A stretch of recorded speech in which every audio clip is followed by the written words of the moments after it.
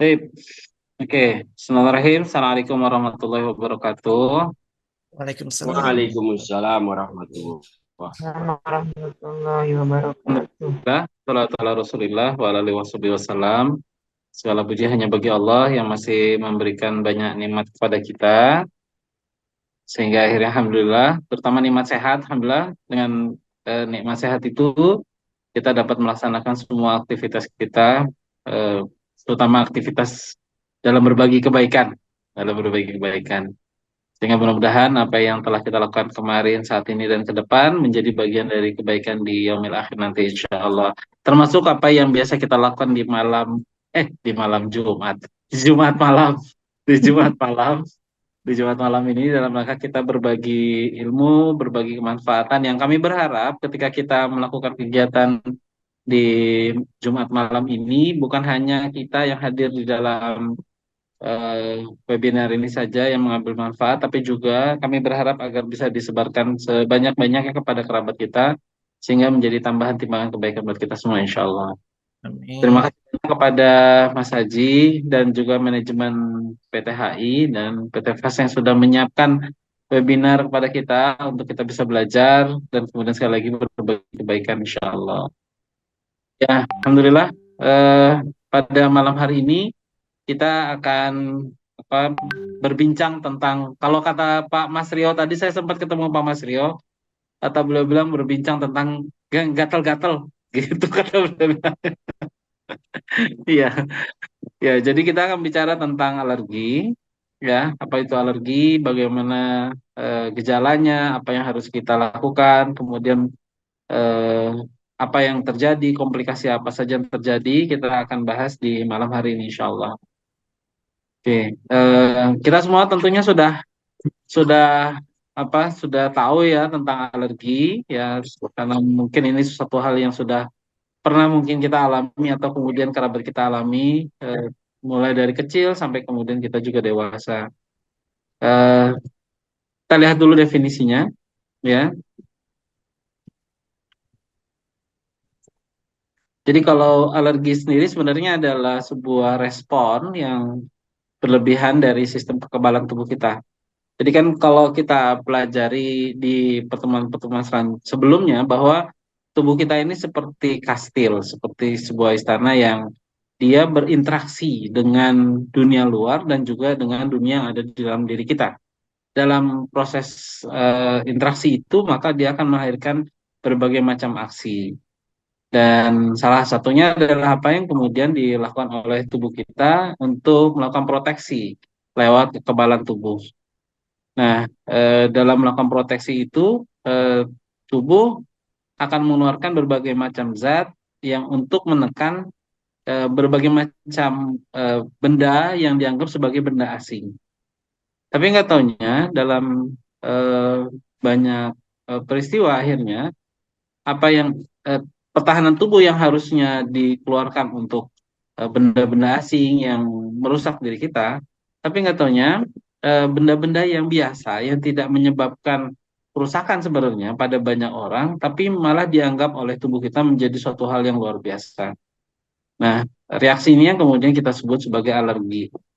Jadi sistem kekebalan tubuh kita maka dia akan memproduksi antibodi atau khususnya di dalam hal ini adalah imunoglobulin. Imunoglobulin ini nanti kita akan belajar lebih jauh lagi insya Allah dalam pertemuan-pertemuan lanjutan apa itu imunoglobulin itu ya. Dan di sini terkait dengan alergi maka yang bertanggung jawab akan hal ini adalah imunoglobulin E. Jadi tubuh mengeluarkan imunoglobulin E eh, untuk mensikapi eh, atas datangnya benda atau zat-zat tertentu yang sebenarnya harusnya tidak menimbulkan reaksi yang nanti kita akan lihat gitu ya. Nah, zat-zat ini atau kemudian benda-benda ini yang dianggap sebagai benda asing sebenarnya bisa saja berasal dari makanan, debu, bulu hewan, serbuk sari, obat-obatan, bahan kimia atau bahkan kemudian nanti kita akan lihat juga pada beberapa kasus-kasus gitu ya. Eh, contohnya adalah keringat, gitu ya. Contoh atau kemudian air. Nah, ini atau kemudian bahan-bahan kimia dan juga obat-obatan. Nah, ini yang apa yang menjadi kajian buat kita semua di malam hari ini. Yang harusnya tubuh meresponnya secara sederhana, tapi kemudian diresponnya secara berlebih. Dianggap bahwa benda tadi, contohnya misalnya bulu hewan tadi, atau serbuk sari itu bagi kita misalnya orang yang tidak mengalami alergi ini adalah suatu hal yang biasa, tapi oleh orang yang mengalami alergi ini, maka sistem tubuhnya langsung melakukan perlawanan. Dan hal itu dianggap sebagai musuh.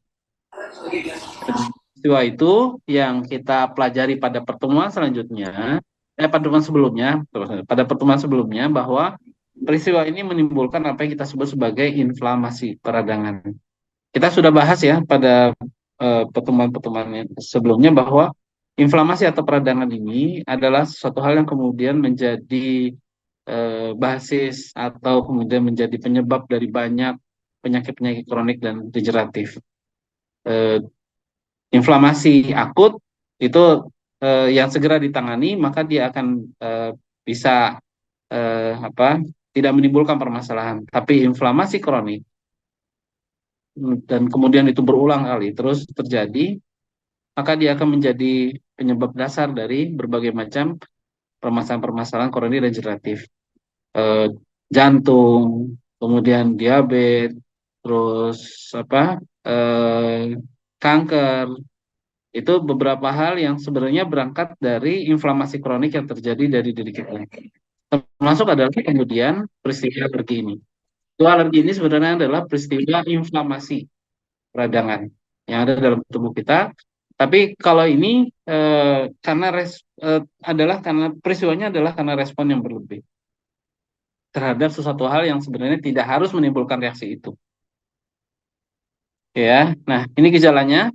Jadi kita kita insya Allah mungkin kita sudah paham ya tentang apa yang ketika orang mengalami alergi, ada gatal-gatal, ada ruam kulit gitu ya, kemerahan, sesak nafas atau hidung tersumbat, pilek, bersin, mata berair, kemudian ada bengkak pada wajah, bibir, lidah atau tenggorokan, mual, muntah atau diare, tekanan darah rendah atau pingsan. Bahkan kemudian nanti kita akan lihat pada komplikasinya ini.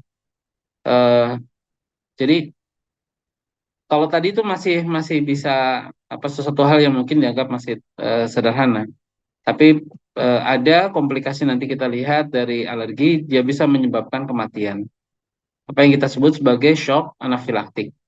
Nah, ini adalah respon alergi yang parah dan dapat mengancam jiwa. Karena apa yang terjadi, dia akan menyebabkan sesak nafas, penurunan tekanan darah, pingsan, bahkan kemudian menyebabkan kematian. Kita lihat lagi slide yang di atas ya sebelumnya. Eh, jadi ini faktor pencetus ya yang bisa menjadi trigger buat terjadinya alergi eh, pada seseorang. Yang mungkin pada orang lain dia bukan menjadi suatu hal yang berbahaya, tapi kemudian pada orang lain menjadi berbahaya. Kita lihat ya di sini ada eh, pad, ada exercise itu keringat yang keluar bahkan kemudian menjadi alergen. Kita sebutnya sebagai alergen. Zat yang menyebabkan timbulnya reaksi alergi tadi. Pollen ya serbuk sari, kemudian serangga, terus kemudian chemical foam ya, semprotan chemical, odor juga ya, bau yang terlalu kuat juga, kemudian juga bisa dingin atau kemudian panas, udara dingin atau udara panas itu juga bisa menjadi trigger. Fungus, jamur, kemudian debu, ya, terus kemudian apa, rokok. Bahkan kemudian kita lihat salah satunya adalah stres. Stres yang kuat kemudian bisa menimbulkan reaksi alergi juga. Nah ini tadi sama ya, ada dari hewan, dari tumbuhan atau kemudian dari benda-benda yang ada di sekitar kita bisa menjadi faktor pencetus dari reaksi alergi ini. Sesuatu yang sekali lagi pada orang-orang yang tidak mengalami kondisi ini adalah satu hal yang biasa. Tapi pada orang yang meresponnya terlalu berlebih, maka benda-benda yang biasa ini menjadi suatu hal yang berbahaya dan bisa menyebabkan kematian. Nah, ini faktor risikonya. Eh, Secara genetik mungkin ini karena kaitannya pada keluarga yang ada riwayat dengan alergi, maka kemungkinan untuk keluarga tersebut eh, tertrigger terhadap alergen, dia akan bisa mengembangkan alerginya. Kemudian juga aspek lingkungan. Jadi paparan terhadap alergen dalam lingkungan dia akan meningkatkan resiko alergi. Oleh karena itu nanti ini kaitannya dengan pencegahan atau pengobatan yang kita lakukan. Eh, apa kita berhati-hati atau kemudian melakukan bersih-bersih terhadap atau persikapan terhadap aspek lingkungan kita. Kemudian pada usia ini juga eh, ini pada anak-anak kecenderungan untuk terjadinya alergi makanan terutama ini juga menjadi lebih besar, gitu ya. Tadi komplikasi saya sudah sampaikan bisa menyebabkan ancaman jiwa. Terus apa yang perlu kita lakukan? Satu, identifikasi dan hindari alergen. Jadi kalau kita udah tahu bahwa kita apa alergi terhadap debu contohnya misalnya, maka sebaiknya kita hindari wilayah-wilayah atau tempat-tempat yang eh, berdebu.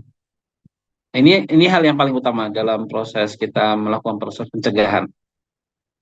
Kemudian kalaulah kita juga alergi makanan, contohnya misalnya alergi udang gitu ya atau alergi kerang, maka sebaiknya kita hindari itu. Dan kalau misalnya makanan itu kita nggak tahu ini apa, maka kita harus juga lihat di label makanan itu apakah dia mengandung bahan yang kita akan menimbulkan alergi. Kemudian juga perbaiki lingkungan. Maka kurangi papar tadi sama seperti yang di atas juga sebenarnya identifikasi dan hindari alergen.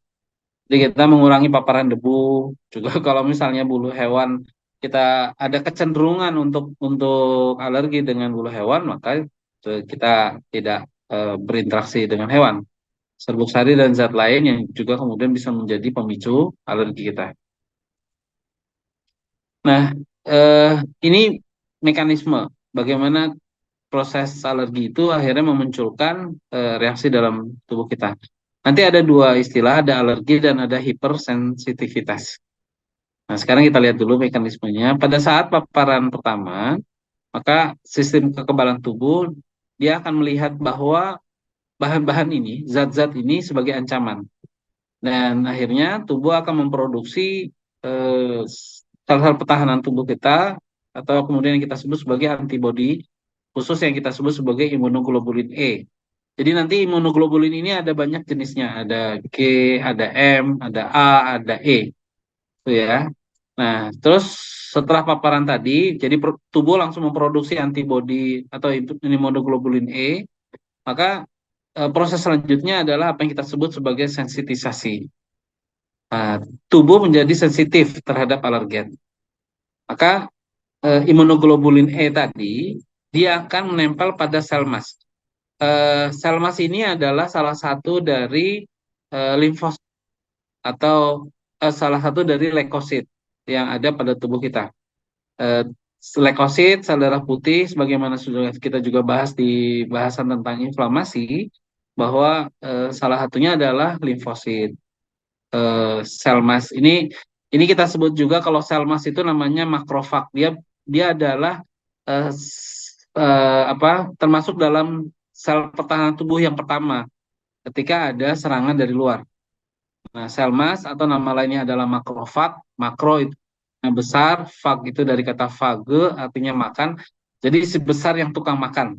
Dia punya tentakel, punya apa sulur-sulur yang nanti sulurnya itu berfungsi untuk menangkap kuman patogen atau kemudian benda-benda asing yang dianggap sebagai musuh.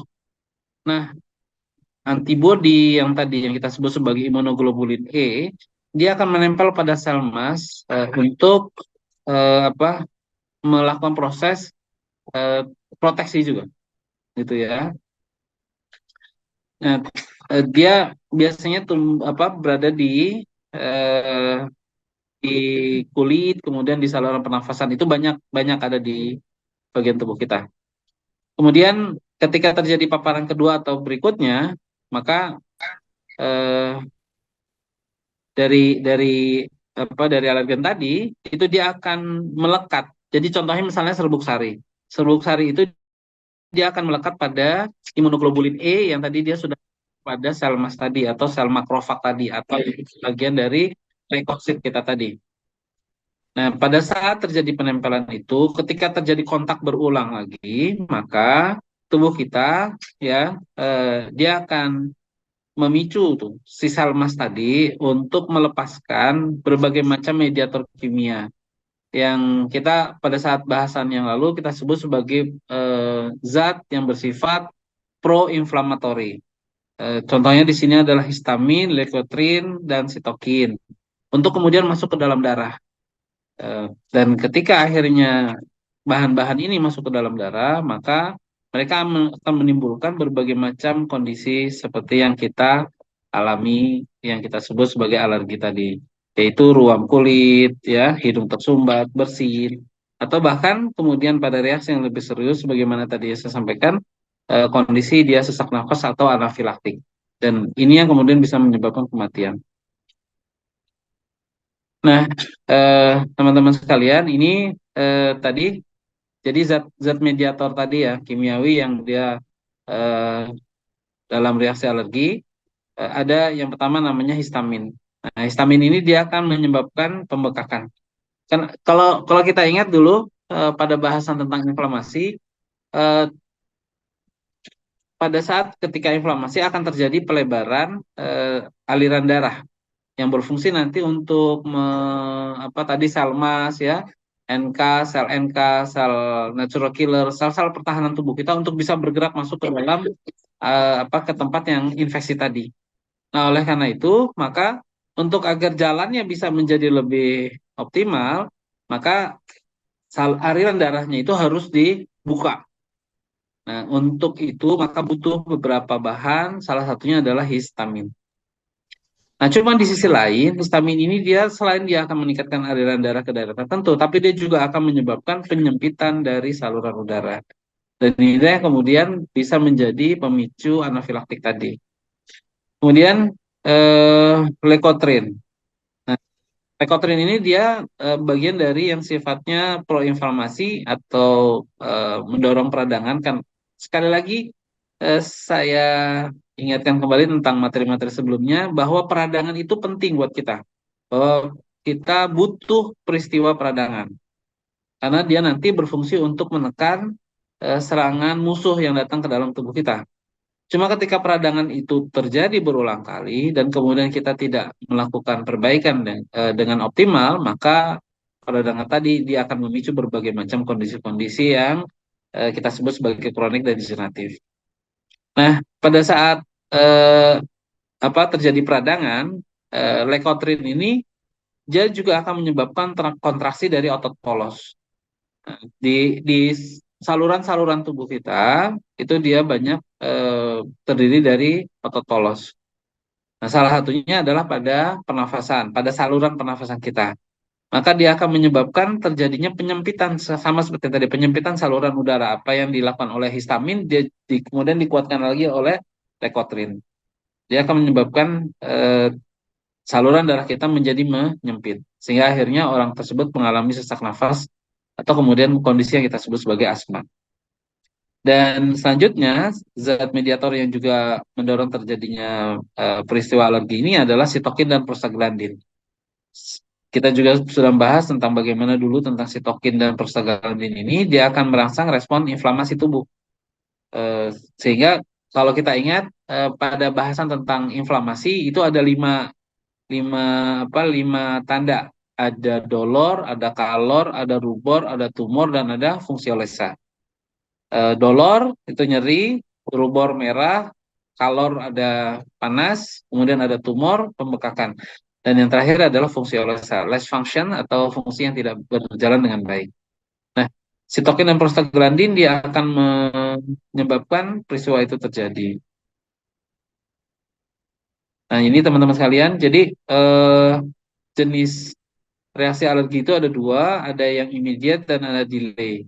Jadi kalau immediate dia terjadi dalam hitungan menit setelah terjadinya paparan dengan alergen. Jadi peristiwa tadi itu ada merah, ada apa, ada panas, ada sakit, itu terjadi dalam hitungan menit sampai jam. Kalau yang delay, dia sifatnya lebih lambat, gitu ya. Nah, sampai beberapa hari. Terus ini adalah jenis pemeriksaan yang bisa dilakukan, yang biasanya dilakukan di rumah sakit untuk melihat alergi seseorang atau alergen seseorang. Yang biasanya dilakukan adalah dengan tes kulit. Jadi ditusuk kulitnya, kemudian setelah itu diberikan beberapa bahan alergen. Jadi kalau misalnya dia merah, bengkak, gatal di daerah itu, maka indikasi dia alergi terhadap alergen tersebut positif. Kemudian patch test. Nah, ini sama juga di kulit juga, jadi ditempelkan alergen atau contohnya misalnya serbuk sari gitu ya, atau kemudian bulu bulu dari binatang itu ditempelkan pada sebuah plester yang ditempelkan pada kulit. Dan setelah itu selama 48 sampai 72 jam dilihat reaksinya. Apakah akan timbul peristiwa alergi atau tidak ya. Nah, terus kemudian ini pemeriksaan lanjutan adalah dengan uji darah, tes darah menggunakan eh, uji IgA spesifik. Jadi diambil darahnya, kemudian setelah itu diukur jumlah dari imunoglobulin E-nya yang sudah dipaparkan dengan alergen, ya. Nah, jadi nanti dilihat apakah ada peningkatan atau tidak dari imunoglobulin E-nya. Nah, ini beberapa perlengkapan yang biasa digunakan pada saat kita melakukan eh, tes kulit. Selanjutnya adalah tes provokasi oral. Jadi eh, ini kaitannya dengan konsumsi sesuatu ya. Jadi kalau misalnya ada makanan atau kemudian obat-obatan yang diduga dia menjadi alergen, maka secara oral orang tersebut dia mengkonsumsi bahan tersebut. Tapi tentunya ini harus dilakukan oleh pengawasan dokter karena bisa terjadi hal-hal yang berbahaya. Kemudian apa yang kita sebut sebagai pemeriksaan eliminasi dan reintroduksi. Nah ini jadi dari sekian kita curiga nih ada sekian misalnya saya pernah waktu itu ketemu orang yang dia alergi sampai 80 jenis alergen. Jadi satu-satu kita coba kurangi. Oh ini dia sudah lebih baik.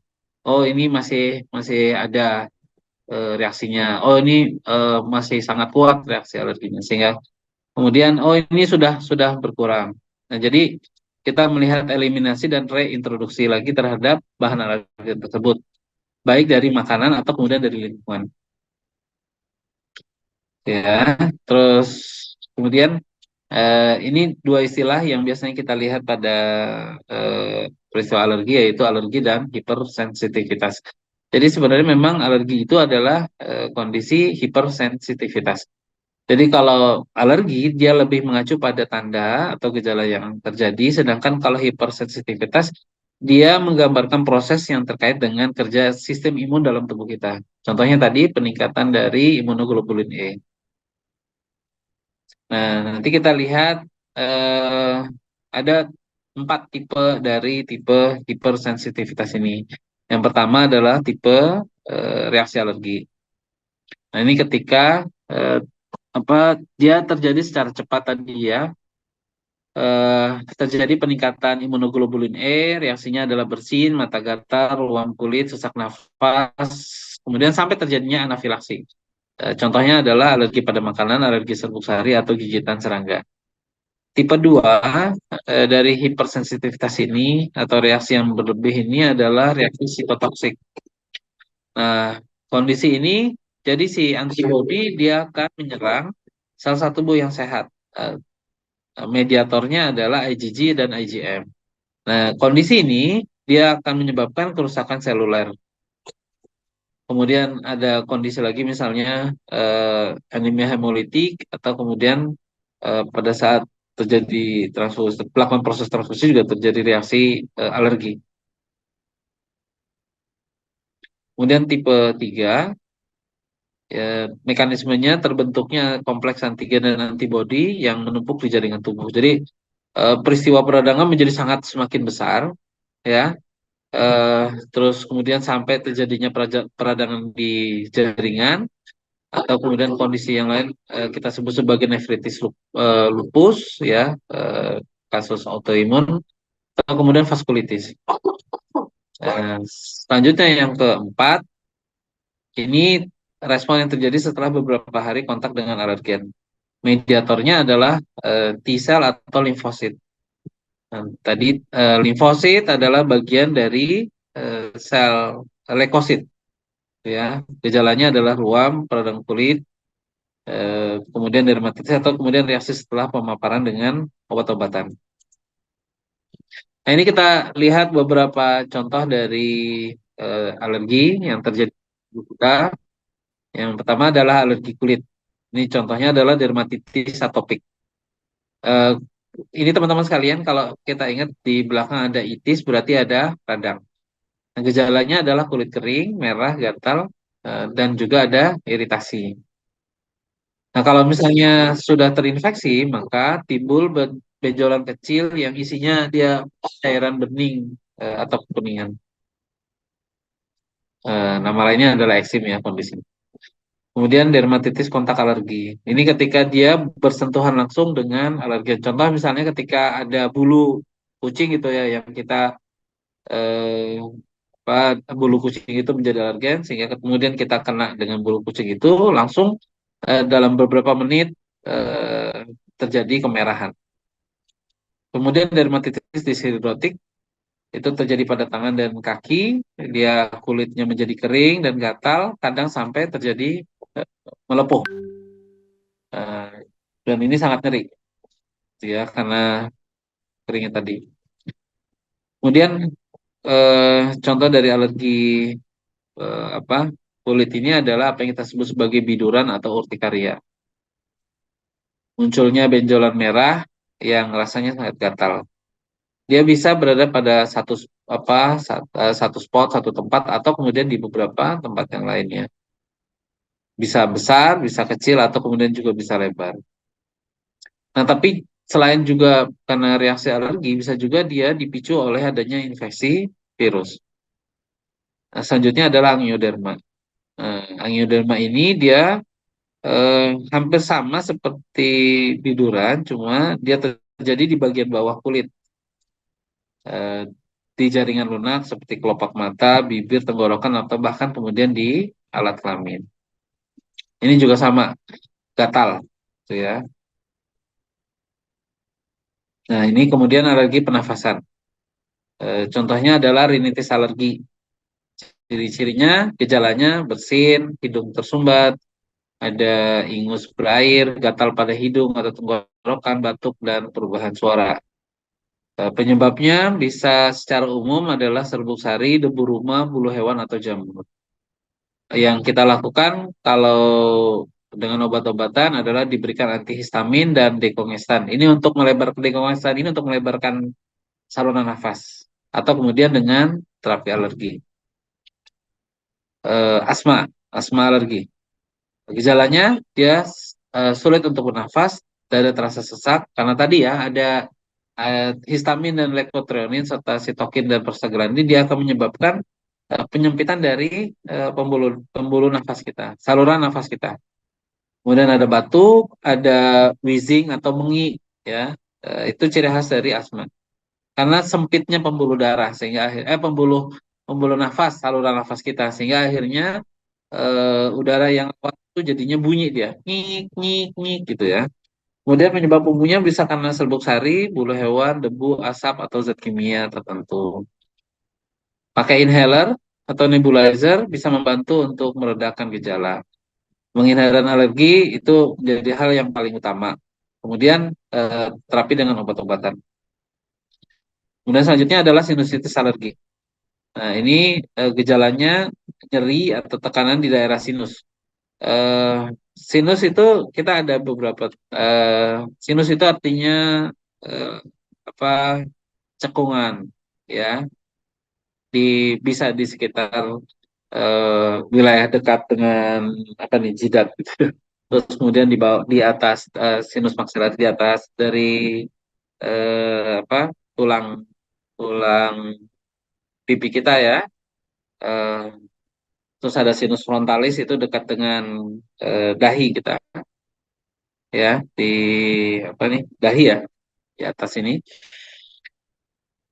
Akhirnya juga karena di sinus tadi yang seharusnya dia rongga kosong, tidak ada apa cairan, tapi karena ada cairan di situ, lendir yang berlebih, sehingga akhirnya cairan tadi mengisi daerah-daerah yang kosong tadi, dan itu akhirnya akan menekan, dan di situ dia akan menekan dari syaraf kita, sehingga akhirnya rasanya sakit di kepala.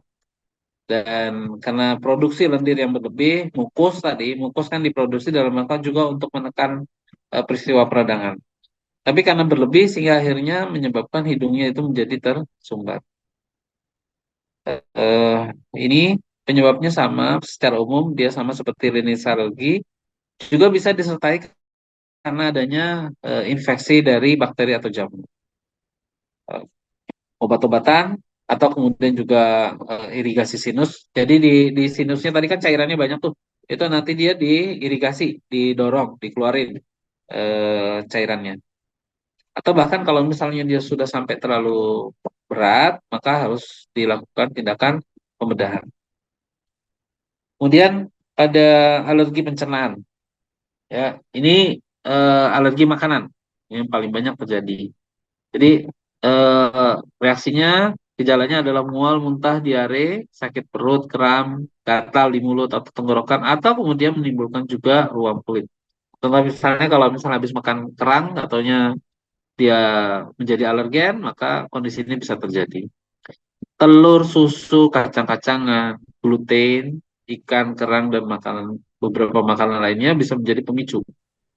Maka ketika kita tahu bahwa kita akan Mama, mengalami, korannya tak tutupnya juga gak kering. maka Udah gede, kita gak harus korannya. menghindari ya makanan pemicunya. Kemudian Gak kering. makan histamin atau kalau misalnya pakai obat-obatan kimia, contohnya adalah kortikosteroid. Tapi ini harus sesuai dengan anjuran dokter. Kemudian intoleransi makanan. Eh, Maka gejalanya adalah gas, ya, peningkatan gas, kemudian kembung, diare, ya. Pemicunya adalah laktosa, jadi intoleransi laktosa. Ini biasa pada anak-anak juga ya. Jadi dia eh, melihat bahwa laktosa dalam susu itu menjadi bagian dari hal yang harus ditekan.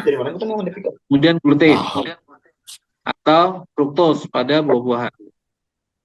Caranya adalah sama. Secara umum, yaitu ketika kita tahu bahwa bahan ini menjadi penyebab alergi buat kita, maka hindari. Kemudian gunakan enzim pencernaan, gitu ya, dan kemudian diet khusus. Ketiga, apa yang kita sebut sebagai enteropati alergi. Diare kronik, gangguan pertumbuhan atau iritabilitas, ini jadi anaknya nggak mau makan akhirnya, karena dia setiap kali makan terjadi diare, gitu ya. Terus sering diare, banyak keluar, dan akhirnya dia malas untuk makan. Dan ini menyebabkan pertumbuhan dari anak itu tidak berjalan dengan baik. Penyerapan dari makanan juga tidak berjalan dengan baik. Kemudian pemicunya adalah susu sapi, kedelai, kemudian gandum, telur, dan ikan. Ini menjadi pemicu secara umum.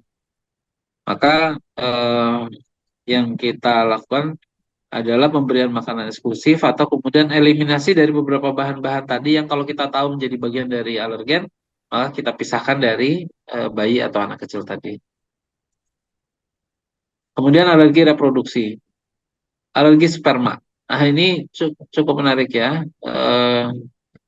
Jadi kalau kalau pada saat ada beberapa wanita yang dia alergi terhadap sperma, Eh, dia bisa menyebabkan gatal, ruam, atau pembengkakan pada kulit yang terpapar. Jadi jadi kalau misalnya eh, sekedar untuk melakukan hubungan suami istri ya, maka penggunaan kondom atau kemudian desensitisasi terhadap sperma itu pakai terapi khusus ya, itu bisa dilakukan. Eh, ini perawatannya lebih lebih dalam lagi. Terus kemudian alergi reproduksi, dia juga akan menimbulkan apa yang kita sebut sebagai, ada kondisi yang kita sebut sebagai sindrom ovario polikistik. Jadi kista yang kecil-kecil jumlahnya, banyak gitu ya, Ini disebabkan karena gangguan hormonal pada wanita. Nah, ini dia akan menyebabkan siklus dari hormon menstruasinya tidak teratur. Kemudian pada pada menimbulkan juga pertumbuhan rambut yang berlebih atau kemudian juga akhirnya kesuburannya itu jadi terganggu. Ya, yang dilakukan yaitu perbaiki pola makan. Terus nanti ada bahan-bahan yang untuk mengatur siklus menstruasinya agar dia bisa berjalan dengan baik. Kemudian terapi kesuburan. Nah, nanti ini akan dibahas banyak juga oleh Bu Titi. Kaitannya bagaimana kita dengan produk HI kita bisa mengatasi kondisi ini. Kemudian ada kasus endometriosis. Endometriosis peluluhan dari dinding rahim. Ada rasa sakit selama menstruasi, nyeri panggul atau kesulitan hamil, ya. Dan ini disebabkan juga bisa juga karena pertumbuhan jaringan dari rahim di luar rahim. Karena untuk mengurangi rasa sakitnya, kita gunakan obat pengurang atau menghilangkan rasa sakit, kemudian hormon replacement terapi, atau kemudian bahkan pada kasus-kasus yang berat harus dilakukan pemudahan. Terus selanjutnya contoh dari alergi di reproduksi adalah infertilitas imunologis. Susah untuk hamil karena gangguan sistem kekebalan tubuh. Jadi sperma atau kemudian embrio dianggap sebagai benda asing. Akhirnya tubuh tadi itu berbagai macam zat-zat mediator kimiawi yang ada dalam tubuh dia akan melakukan penyerangan karena dianggap sebagai benda asing, sebagai musuh. Maka yang harus kita lakukan adalah melakukan terapi imunomodulator. Jadi kalau kita lihat status dari imunitas tubuh kita ada 3 ya. Satu normal, kedua rendah gitu ya. Kemudian yang ketiga adalah terlalu berlebih. Nah, yang kita lakukan adalah imunomodulator. Jadi terapi yang memodulasi, membuat yang tadinya terlalu rendah kita stabilkan, yang terlalu tinggi kita stabilkan juga. Jadi kita sebut sebagai imunomodulator. Ada banyak herbal nih yang bisa membantu untuk berfungsi sebagai imunomodulator. Nanti dibahas oleh Bu Titi insya Allah. Kemudian selanjutnya penggunaan nutrisi untuk terapi. Satu, ada bahan, ini beberapa contoh nutrisi ya, ada banyak sebenarnya, nanti kita bisa bahas itu. Satu adalah quercetin, ini bisa kita dapatkan pada buah-buahan dan sayuran seperti apel, bawang putih, bawang merah, daun bawang, kemudian brokoli dan seri. Nah, sifatnya adalah anti-inflamasi. Nah, dia juga akan membantu untuk mengurangi reaksi alergi dengan menstabilkan makrofag atau sel mast dalam melepaskan histamin. Karena ketika tadi ya di bahasan di awal, ketika si histamin itu nempel di sel mast dan kemudian diproduksi secara berlebihan, maka terjadi peristiwa alergi. Kemudian bahan selanjutnya yang bisa membantu kita adalah omega 3. Jadi asam lemak omega 3 terutama nanti kan dalam omega 3 itu ada 2. Ada DHA, ada EPA. Nah, DHA itu nanti akan membantu kita dalam melakukan proses antiinflamasi. Ini bisa juga ditemukan dalam ikan berlemak seperti salmon, sarden, mackerel, serta dalam beberapa biji-bijian seperti chia atau biji rapi. Sama, dia berfungsi sebagai inflamasi. Kemudian probiotik, ya, ini bisa kita temukan dalam yogurt, kimchi, miso, tempe, tahu juga ya. Ini juga bisa membantu untuk meningkatkan kesehatan usus. Kemudian keseimbangan bakteri usus atau yang kita sebut sebagai probiomnya, dia juga akan bisa mendukung sistem kekebalan tubuh kita. Dan dia akhirnya akan membantu untuk mengelola gejala alergi itu. Kemudian selanjutnya adalah vitamin C, seperti jeruk, stroberi, kiwi, ya, paprika merah, atau kale. Ini adalah beberapa sumber dari vitamin C. Sama sifatnya adalah anti-inflamasi. Kemudian beberapa buah-buahan dan sayuran segar, biji-bijian utuh, kacang-kacangan, zaitun itu contohnya juga, ini juga akan membantu untuk peradangan dalam tubuh kita. Oke, sementara itu dulu dari saya. Nanti kita bisa lanjutkan dengan diskusi. Untuk sesi selanjutnya saya serahkan kepada Bu Titi. Jadi saya itu saja dulu. Billahi hidayah. Assalamualaikum warahmatullahi wabarakatuh. Waalaikumsalam warahmatullahi Waalaikumsalam warahmatullahi wabarakatuh. Terima kasih banyak Pak Dokter Maulana untuk informasi dan aduh ini banyak yang antusias mengenai alergi ya dok ya. Itu pertanyaan langsung numpuk. Waduh, iya, banyak banget. Ada 21. Iya. Oke lah kalau begitu langsung aja untuk penjelasan obatnya Bu Titi dipersilakan Bu. Baik, Ya. terima kasih Mas Raji, makasih Dokter Maulana. Assalamualaikum warahmatullahi wabarakatuh. Waalaikumsalam warahmatullahi wabarakatuh. Alhamdulillah, segala puji bagi Allah. Karena malam ini kita masih diberi kesempatan untuk bisa bertemu dalam nikmat sehat, ya, nikmat berinteraksi ya antara kita semua. Terima kasih Dokter Maulana atas paparannya. Izinkan saya mau share screen dulu nih ya Silakan, untuk Bu Titi. produknya. Oke.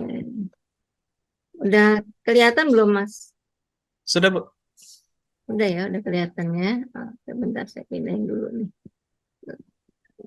Karena hujan, jadinya tadi saya pakai laptop yang ini, ya laptopnya ini beda, jadi nggak bisa mindahin. Oke, Bapak Ibu sekalian, tadi udah disampaikan kaitannya dengan jelas ya oleh Dokter Maulana kaitannya dengan alergi, ya. Banyak macamnya dan juga banyak sebab-sebabnya dan berbagai mungkin model-model terapinya ataupun juga jenis-jenis penyakit alergi yang mungkin menyertai dan ada di sekitar kita atau mungkin juga kita alami. Nah, di sini saya membagi 3 tadi sudah mengatakan tentang alergi pencegahannya tentang yang disampaikan oleh Dokter Maulana. Kemudian juga di sini ada bagaimana learning objektifnya, apa saja yang disampaikan tadi sudah disampaikan juga sama Dokter Maulana. Kemudian sekarang tinggal ruang lingkupnya tentang herbal apa aja yang ada di dalam. Hai, ya. Dari hasil tesnya gimana Mas Aji? Product knowledge-nya udah dinilai belum? Belum. Langsung ada nilainya kok Bu. Oh, langsung ada nilainya ya, udah sesuai.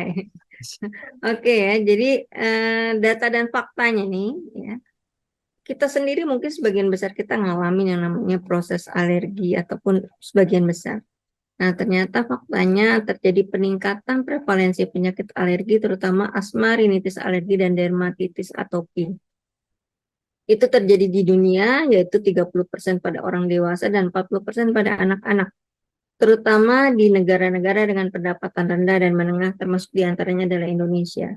Jadi kita bisa lihat kalau mungkin Bapak Ibu sekalian yang punya putra dan putri, ada yang anaknya sering tuh bersin-bersin, nggak masuk sekolah gitu kan. Kemudian ada mungkin yang mengalami yang mungkin remaja, terjadi yang tadi disampaikan oleh Dokter Maulana, endometriosis dan segala macam ya, macam-macam itu terjadi. Nah ini kalau untuk belum lagi yang asma, mengik ya asma yang nggak boleh stres sedikit gitu kan, kemudian akhirnya nggak masuk sekolah atau mungkin juga di antara kita yang pernah ngalamin di usia masa-masa kecil sampai dengan remaja seringkali mengalami kejadian-kejadian tersebut ya.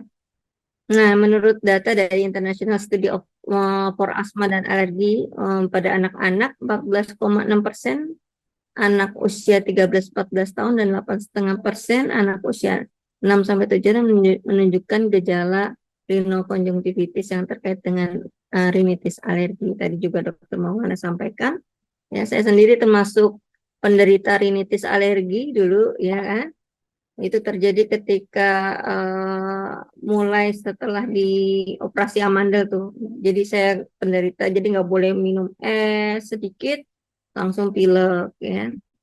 Nah, untuk dermatitis atopik ataupun eksim mengenai sekitar 5-20% anak-anak serta 1-3% dewasa. Yang untuk eksim mungkin Bapak Ibu sekalian kalau yang stres malah muncul, tadi yang saya lihat ada obat sederhana digaruk makin enak gitu ya. makin enak. Nah, itu ada eksim basah, ada eksim kering ya. Nah, kira-kira gimana apa produk yang ada di HAI itu seperti apa aja? Di sini kita tahu bahwa HAI itu punya saat ini masih ada 19 produk herbal oral ya. Dan kemudian juga ada produk suplemennya. Ini saya nggak masukin yang suplemen. Nah, sini kita tahu bahwa nih kepeannya nih tadi ya, gimana di sini ada paket yang namanya paket alergi yang isinya adalah Gamasigamat, Bio Almira dan Primonoga ya. Selain itu juga ada suplemen yang namanya Glutagen C ya, Glutagen C. Di sini Bapak Ibu ada yang udah pernah coba Glutagen C belum? Ya, biasanya yang sudah memasuki atau ingin lebih glowing gitu ya, apakah hanya untuk glowing aja? Ternyata enggak ya. Nah, di sini untuk anti alergi ada 3 produk yang namanya Gamasigamat, Bio Almira sama Primonoga ya. Dan kemudian untuk ini paket kesehatan kulit ya, di sini untuk eksim juga ya, tadi yang ada dermatitis atopik ya, itu ada Gamasi, ada Glutagen C, ada Bio Almira ya. Kemudian kita kasih penjelasan satu-satu ya Bapak Ibu ya. Kaitannya dengan pertama kita lihat di sini produk ada yang namanya Gamasi Gamat. Isinya apa sih? Isinya adalah teripang timun laut. Kalau di Jawa Timur yang kenal namanya sejenis ada lorjuk ya, lorjuk ya. Nah, cuman beda mungkin. Ada yang dia di permukaan, ada yang di pertengahan lautan gitu. Itu spesiesnya dia masuk di golongan yang nama latinnya Holoturoidea ya. Nah, dia itu kandungannya ada namanya kolagen, ada mukopolisakarida, ada kondroitin sulfat, ada glukosamin, ada asam amino dan omega 3 dan glikoprotein. Ya.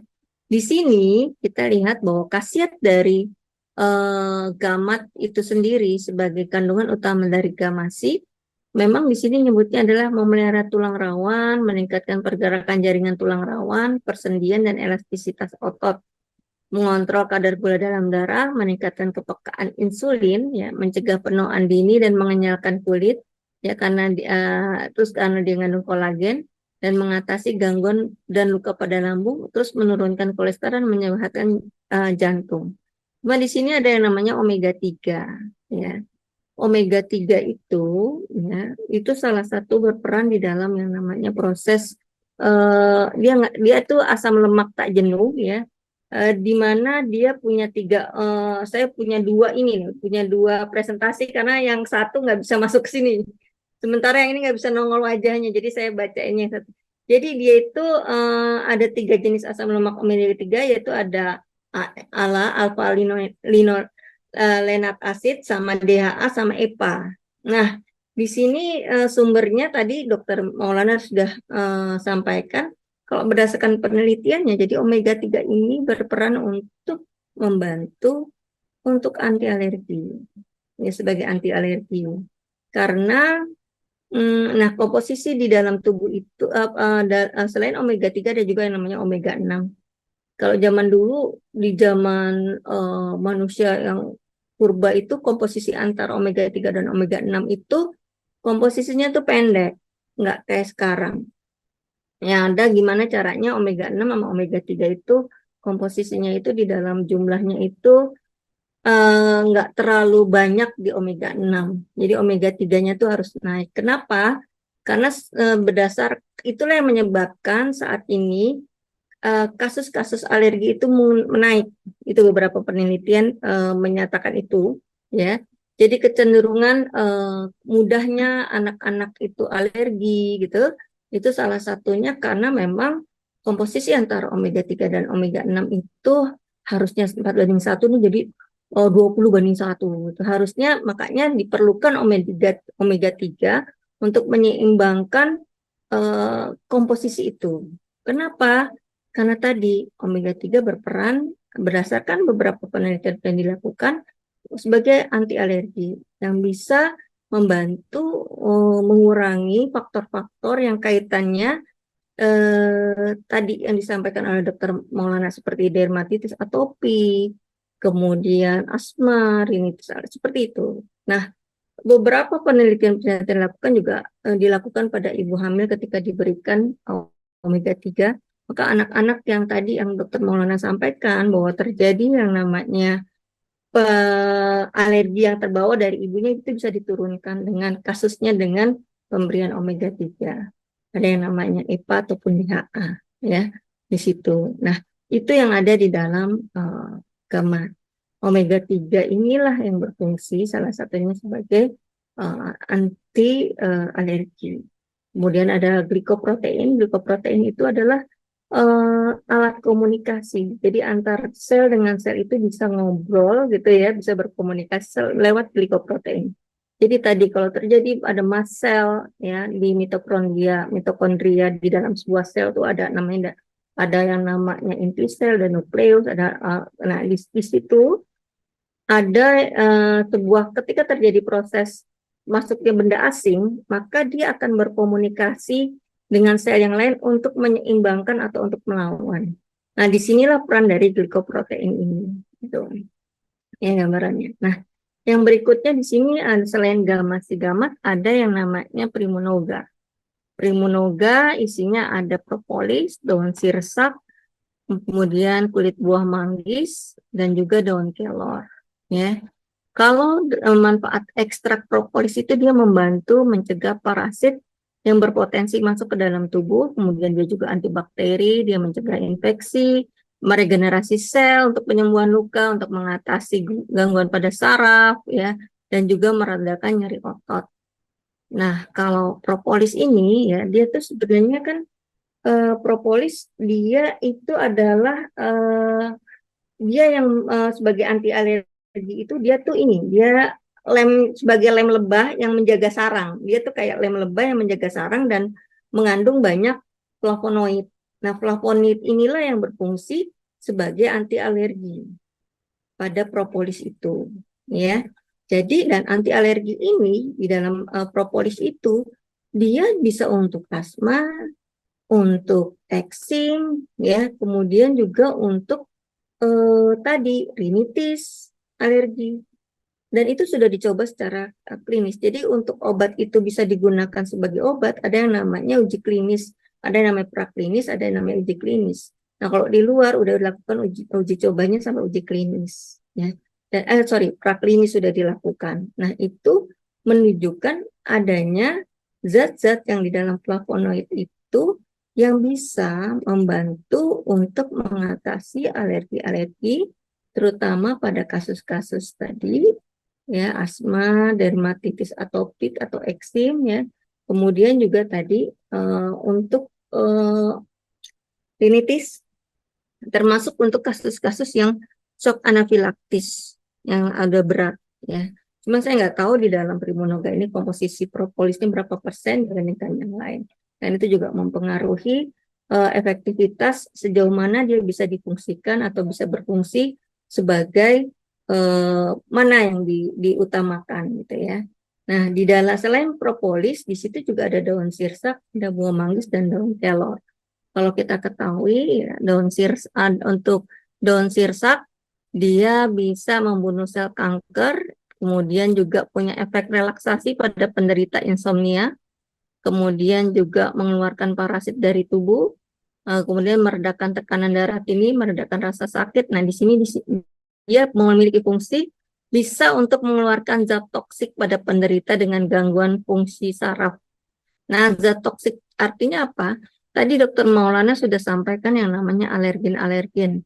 Alergen itu bisa saja berupanya adalah zat-zat toksik, ya. Kemudian dia juga bisa berupa parasit yang tanpa tungau, misalnya ya, tungau pada karpet, misalnya itu untuk orang-orang yang asma atau pada spray kita ada bulu-bulu yang mengandung bulu-bulu terus ada tungaunya, itu bisa menyebabkan alergi karena dia mengandung alergen, ya. Kemudian selain itu daun sirsak juga bisa meredakan kejang otot atau antikonvulsi. Selain itu juga ada ekstrak kulit buah manggis ya. Kulit buah manggis ini dia ada zat anti kanker lagi dan tadi membantu meredakan gejala pada penderita alergi makanan. Kembali lagi yang bisa karena memang di dalam kulit buah manggis itu banyak mengandung kandungannya ya. Dia ada juga flavonoidnya juga dia ada ya. Kemudian ada macam-macam ada taninnya gitu seperti itu. Dan itu dia memiliki beberapa antioksidannya ya, memiliki fungsi sebagai antioksidan, anti alergi, anti diabetes. Tadi yang Dokter Mauna bilang imunomodulator ya. Bagaimana dia juga membantu peradangan pada usus, kemudian mencegah penuaan pada kulit untuk kulit buah manggis. Nah, ditambah lagi ada ekstrak daun kelor. Kalau tadi Dokter Maulana sudah memaparkan tentang perannya vitamin C, maka di dalam daun kelor ini bahkan vitamin C kandungannya berkali lipat daripada jeruk, ya. Dan beta karotinnya, ya, sebagai antioksidan berkali lipat daripada wortel. Nah, jadi ekstrak daun kelor ini luar biasa, ya. Kemudian juga membantu dia mengurangi peradangan dan sebagai anti kanker. Jadi di Primunoga ini banyak kandungannya, ada 4 jenis, dan di sini fungsinya masing-masing saling menguatkan dan melengkapi. Ya, itu dia. Kenapa sih nggak isinya disatuin? Inilah yang namanya ketika herbal itu dikombinasikan, bagian-bagian dari herbal-herbal tersebut dengan zat-zat yang ada di dalamnya, dia akan saling menguatkan satu sama lain. Karena dia seperti alat scan ya. Alat scan yang bisa dia menyebar. Kalau mungkin yang kemarin ikut Habat, dia nggak cuma di ujung, tapi dari awal seluruh tubuh dia masuk gitu, dan dia akan mencari mana bagian yang paling lemah di dalam tubuh kita. Nah, selain dari Primunoga, ada juga yang namanya Bioalmera. Bioalmera ini isinya lagi-lagi ada daun sirsak sama daun kelor. Bisa dibayangkan tadi di Primunoga ada juga daun sirsak dan daun kelor, kemudian juga di Bioalmera. Bedanya di sini Bioalmera itu ada suasana basah yang cukup tinggi, sehingga dia bisa berfungsi membantu menjaga timbulnya gas asam lambung berlebih pada GERD. Ya, di sini kemudian dia juga sebagai antioksidan, antibakteri, dan antiinflamasi. Tadi juga sudah disampaikan sama Dokter Maulana bagaimana kaitan alergen-alergen itu bekerja, mekanismenya, ya kemudian ada namanya sel mass dan segala macam ya, dan dia bisa juga sebagai antioksidan. Ceritanya itu kalau di reaksi kimianya saya nggak mungkin ngejelasin karena agak rumit gitu ya, tapi gambarannya seperti itu ya. Bagaimana dia bisa bekerja di masing-masing mekanisme reaksi-reaksi kimia yang terjadi di sel, itu mungkin nggak perlu saya paparkan, tapi pada dasarnya adalah bagaimana si daun sirsak dan daun kelor ini bisa membantu kita untuk meningkatkan daya tahan tubuh kita. Jadi gini, ketika suasana basah, maka potensi kita untuk terpapar infeksi akan lebih turun. Karena ketika infeksi itu terjadi, tubuh kita cenderung asam. Ya, oke. Jadi kalau kita tuh cenderung asam, nah ini dibantu dengan suasana yang basah, dengan adanya Bioalmera. Ya, tuh. Nah, selain itu juga saya mau bilang ada glutagensi. Nah, glutagensi itu di dalamnya ada glutathione, ada viskolagen, dan ada vitamin C. Tadi kalau untuk dermatitis atopik penggunaannya ada apa aja? Tidak, ada gamat, ada glutagensi, kemudian juga ada Bioalmera. Tapi bisa juga dipakai untuk dengan Primunoga. Ya, itu bisa dipakai juga karena sama-sama fungsinya sama. Cuma di sini karena di glutagensi ada C, ada vitamin C ternyata, maka untuk beberapa, kalau Bapak Ibu buka, dia rasanya lebih asam kalau misalnya dibuka kapsul, makanya diarahinnya untuk digunakannya dengan Bioalmera untuk menjaga supaya tetap fungsi lambungnya dalam suasana basah. Karena di sini ada vitamin C-nya. Vitamin C-nya kan cenderung asam, ya seperti itu. Khawatir untuk beberapa pasien-pasien atau penderita yang memiliki riwayat lambung hal ini bisa keasamannya tuh jadi naik, makanya digunakannya bioalam mineral pilihannya. Tapi kalau aman secara umum mau gunain Primonoga pun nggak ada masalah kalau menurut saya. Kan tadi secara ada propolisnya, secara praklinis sudah bisa digunakan gitu ya. Nah, di sini kalau untuk glutathione dia bisa melawan radikal bebas ya. Kemudian kayak tadi kenapa sih bisa alergi itu lama banget? Itu dipengaruhi. Yang tadi juga saya sampaikan data dan fakta mengapa kejadiannya pada negara-negara yang pendapatannya menengah ke bawah. Karena ini adalah masalahnya kualitas pertama sanitasi dan hygiene ya. Tadi yang disampaikan oleh Dr. Maulana ada faktor-faktor alergen, ada faktor-faktor debu, ada faktor-faktor yang bisa menunjang kalau rumah sanitasinya kurang ya, resikonya juga meningkat untuk terjadinya paparan alergen tersebut. Nah, sementara berdasarkan apa yang dilakukan oleh peneliti-peneliti dilihat bahwa untuk negara-negara yang berpendapatannya cukup tinggi, maka tingkat alergi itu lebih rendah. Karena kaitannya tadi dengan sanitasi dan higien rumah, kemudian juga dari kualitas gizi, pilihan makanan, itu artinya untuk memilih makanan dan segala macam itu lebih tinggi. Dan yang berikutnya tadi, ketika hamil, bagaimana penanganan ibu hamil sehingga membawa bayi yang lebih kuat di negara-negara yang berpendapatan tinggi itu sudah disiapkannya lebih baik. Sementara kalau di kita belum berpikir tentang tadi alergi, bagaimana anak saya kalau saya alergi, anak saya nggak kena alergi juga gitu kan.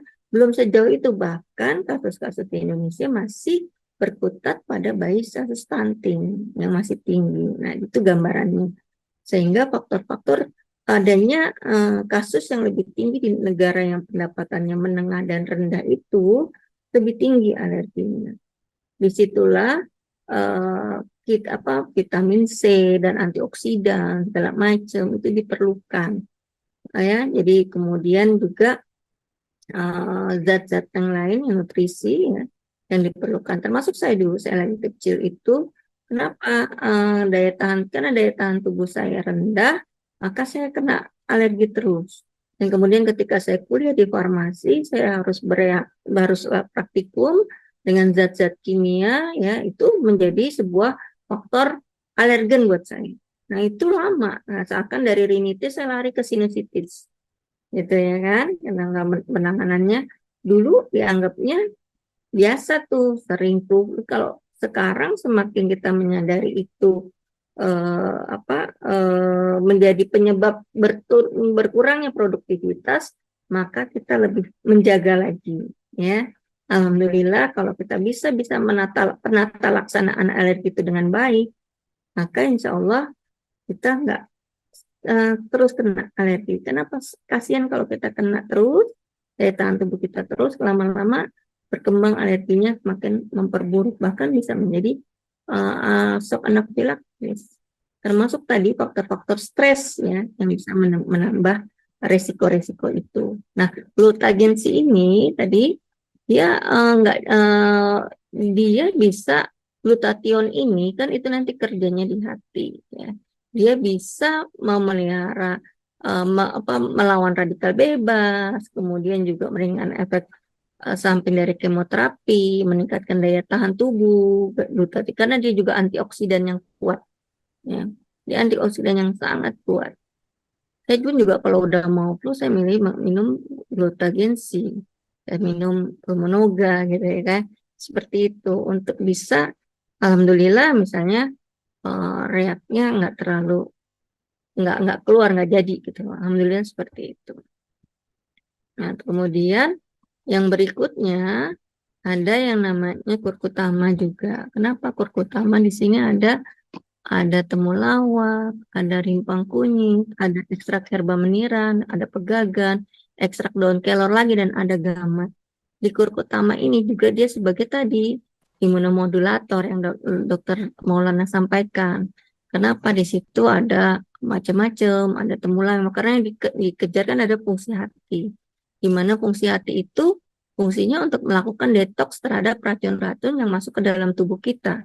Apapun yang masuk ke tubuh kita, detoksnya dilakukannya di hati, ya. Nah, termasuk juga zat-zat kimia yang kita makan, yang kita asup, ya. Nah, itu juga akan melakukan prosesnya di hati. Nah, ketika hati kita itu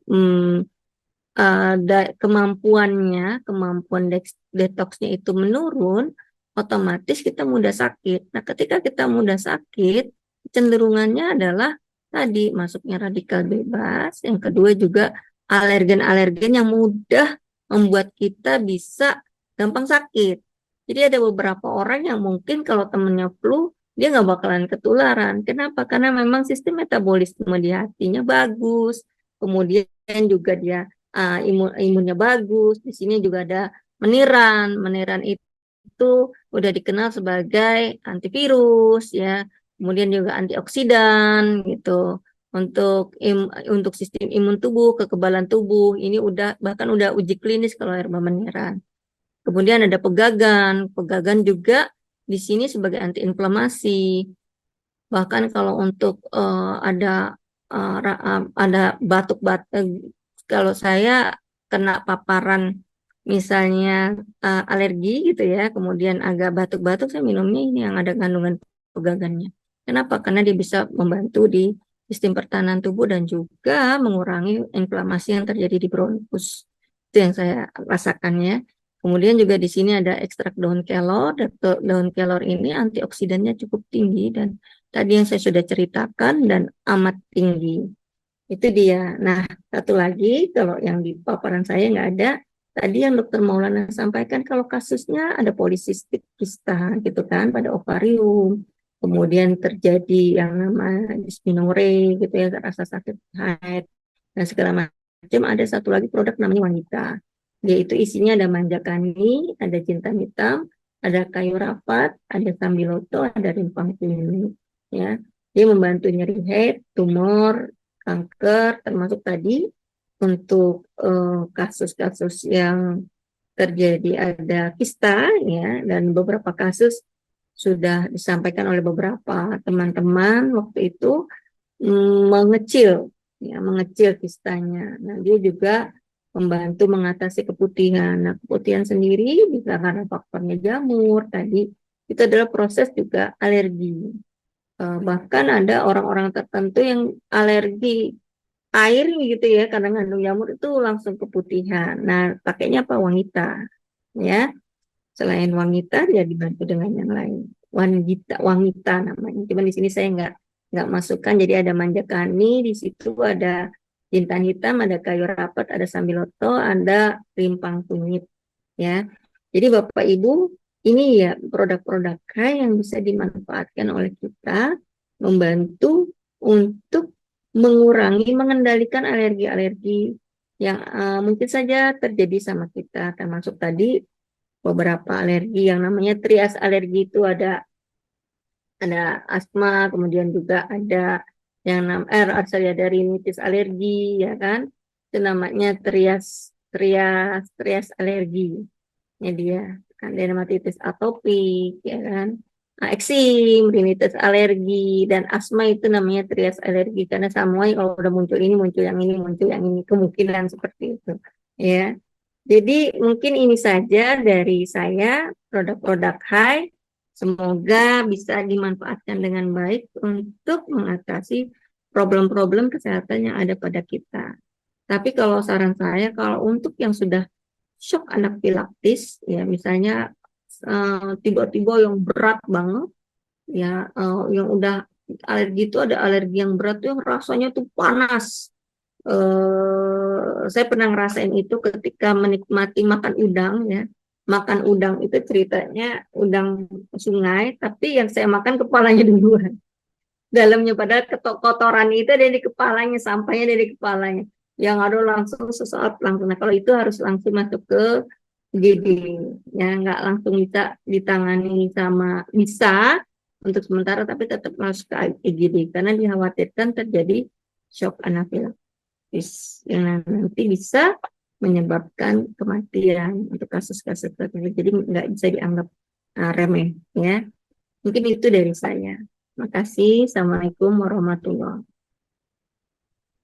Waalaikumsalam warahmatullahi wabarakatuh. Bagaimana ini Bapak Ibu untuk penjelasan dari Bu Titinya? Oke. Kalau udah dapat herbalnya, jadi ada petunjuknya ya. Kita mau menangani dengan herbal-herbal apa aja nih penyakitnya. Gitu. Oke, sesi selanjutnya adalah tanya jawab. Kita mulai dari yang paling atas nih, ada Pak Aji. Wih, menarik nih masalah alergi nih. Di lapangan, saya jumpai alergi itu bisa ditumbuhkan oleh psikologis atau menjadi penyakit psikomatis. Apakah hal ini benar, Pak Dokter? Ya, oke. Langsung jawab. Boleh, Pak Dokter? Iya. Jadi kalau pada bahasan sebelumnya tentang hubungan antara stres dengan kesehatan tubuh kita, karena kan pada saat kita stres maka ada hormon kortisol meningkat, ada hormon adrenalin meningkat, dan eh, kedua hormon ini dia akan juga merangsang eh, pengeluaran dari hormon-hormon atau bahan-bahan yang bersifat proinflamatori tadi. Contohnya misalnya sitokin ya atau leukotrin, dia akan meningkat pada saat kita juga saat kita stres, sehingga beberapa reaksi eh, inflamasi peradangan itu akan muncul ketika stres seorang itu terjadi. Tadi saya sudah bahas kan di awal tentang salah satu pemicu dari alergi. Salah satunya adalah karena stres. Gitu Pak Haji, Insya Allah. Nah, Pak oleh karena dokter, itu, sedikit ya, ya Pak, monggo. Boleh, eh, silakan Pak Haji. ya, teman saya itu karena dia Ya. melihat ikan lele makannya dari hasil buangan manusia gitu, Hmm, kemudian ya. setiap dia lihat ikan lele dia jadi gatal-gatal gitu Pak dokter. Oh iya, Kayak betul, alergi. betul, betul. Ya, jadi eh, jadi gini Pak, antara nyata ya dengan tidak nyata itu sama sebenarnya di dalam dalam pikiran kita. Hmm. Kita kan biasa sering latihan ya. Ketika kita misalnya lagi eh apa bayang bayangin apa eh, asamnya dari jeruk nipis Lemon. itu ya. Nah, itu kan itu langsung bisa kerasa terasam. Padahal kita nggak makan jeruk nipis itu. Atau kemudian kita merinding karena dengar kuku yang digaretkan di itu apa di Baca. kaca atau di seng, Besi. Tret, gitu kan. Padahal kita nggak, tapi ketika dikasih tahu, ayo coba bayangkan ada itu tadi. Jadi itulah kenapa kemudian di HI ini, di HI Academy ini kita eh, holistik melihatnya. Jadi ketika kita Hmm. melihat sebuah kasus, maka pendekatannya harus meliputi life, mind, body, dan soul, itu Pak. Ya, Nah, eh, karena tadi antara apa yang terjadi dengan tidak terjadi itu di dalam otak kita sama sebenarnya gitu ya. iya, iya. Kalau misalnya kita mimpi gitu kan, kita mimpi dikejar sama anjing gitu Anjing kan, itu yang terjadi adalah degupan keringetan. jantung menjadi lebih kencang, Hmm. keringatan keluar, kan gitu. Nah, Betul, betul. padahal apakah pada saat mimpi itu kita benar-benar kejar anjing? Kan enggak. Iya, Tapi betul. kita mengalami peristiwa itu dalam pikiran kita, dan pikiran kita kemudian meresponnya ke dalam tubuh kita. Sama seperti ketika tadi teman Pak Aji ya, beliau lihat Iya. bahwa lele itu diberikan makan seperti itu, sehingga akhirnya kortisolnya meningkat, sehingga akhirnya adrenalinnya meningkat, sehingga akhirnya kemudian leukotrinnya meningkat, sehingga akhirnya sitokinnya meningkat, Gatal-gatal. sehingga akhirnya histaminnya meningkat. Nah, Hmm. jadi kita rapihkan tuh pikirannya, kita bersihkan. Kan ada EFT, ada SEF, ada teknik Betul, relaksasi dan sebagainya yang bisa kita bantu. Atau nanti betul. mungkin kalau mau belajar ada teknik sujok juga yang bisa membantu. Ini ada Pak Samuel nih. Ada Pak Samuel nih, kawan saya di sujok juga. yang dengan teknik sujud kita juga bisa membantu untuk merapikan apa sisi emosionalnya juga. Kalau Bapak Ibu mau belajar, monggo silahkan gabung di hari Rabu, gitu ya. Oh iya, Ibu Pak selalu Dokter, Pak terbuka. Dokter, Ya, Pak monggo. Dokter. Ya, Saya mengucapkan terima kasih, anak saya udah 8 hari nggak bisa BAB. Kemarin kan dikasih gambar itu, Alhamdulillah. pakai warna ah, merah. ya. Alhamdulillah udah langsung malam itu juga keluar itu. Oh, Masya Allah, Alhamdulillah, Terima kasih Pak Alhamdulillah, Dokter. Alhamdulillah. Semuanya. Oke, Insyaallah, Alhamdulillah, Insyaallah, Iya, Alhamdulillah. Nah, terima ini kasih penjelasannya sudah jelas. Insyaallah. tambahan pertanyaannya Pak Aji nih yang kedua. Teman saya punya alergi micin. Mengapa pengobatannya sampai tahunan ya Pak Dokter? Ya tadi karena apa dia tidak rapi dalam menuntaskan, ya sehingga akhirnya peristiwa inflamasinya itu terjadi terus-menerus, inflamasi kronik yang kita sebutnya pada saat bahasan kita sebelumnya. Oleh karena itu harus tuntas ngerapihinnya. Nanti dengan bahan-bahan yang tadi sudah disebutkan oleh Bu Titi, insya Allah nanti Pak Haji bisa sampaikan ke temannya, ke teman Pak Haji bahwa ada bahan yang nanti akan bisa membantu untuk proses antiinflamasi, gitu ya. Dari apa Oke, yang sudah disampaikan oleh Bu Titi tadi, insya Allah. ya. Secara tuntas. Jangan coba-coba. Jadi kalau mau berobat jangan coba-coba. Dia Iya, must be belief. Itu penting tuh. betul, Itu menjadi betul, menjadi salah satu pilar dalam proses penyembuhan. Belief. betul. Jadi tidak ada coba-coba. Dia harus yakin. Gitu Pak, insya Allah. Oke, baik. Terima kasih Pak Dokter. Ya, baik. Insya Allah. Oke, pertanyaan berikutnya muncul dari Ibu Linda, Mistiawati. Berapa lama alergi pada obat, Pak Dokter?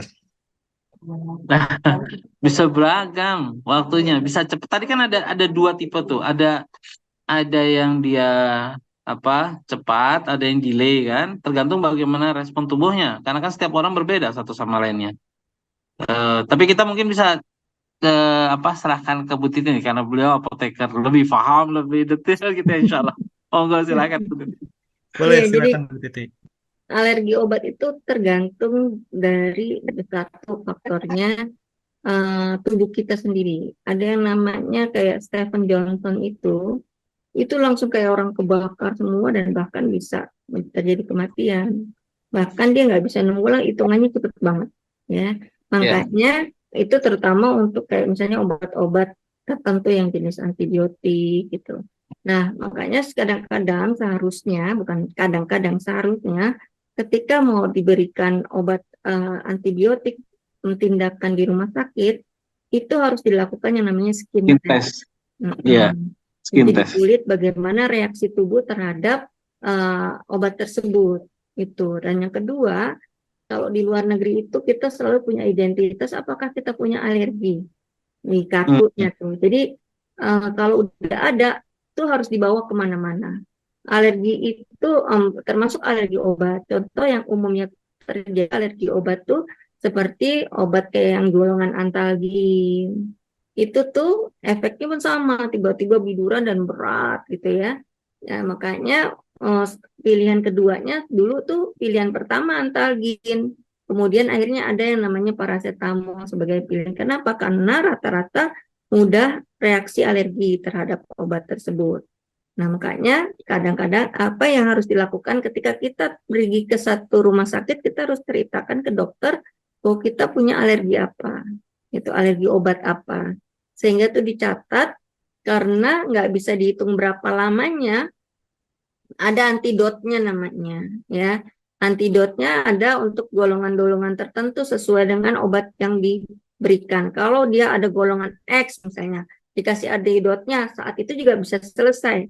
Tapi ketika alerginya itu memang satu jenis itu, mau kapanpun, seumur hidup pun, itu misalnya alergi antalgin atau analgetik, itu tubuhnya akan dikasih obat yang sama akan menghasilkan hasil alergi.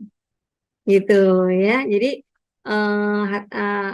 kalau ditanya berapa lamanya, kalau untuk golongan-golongan tertentu seumur hidup bisa alergi obat itu. Makanya harus dicatat.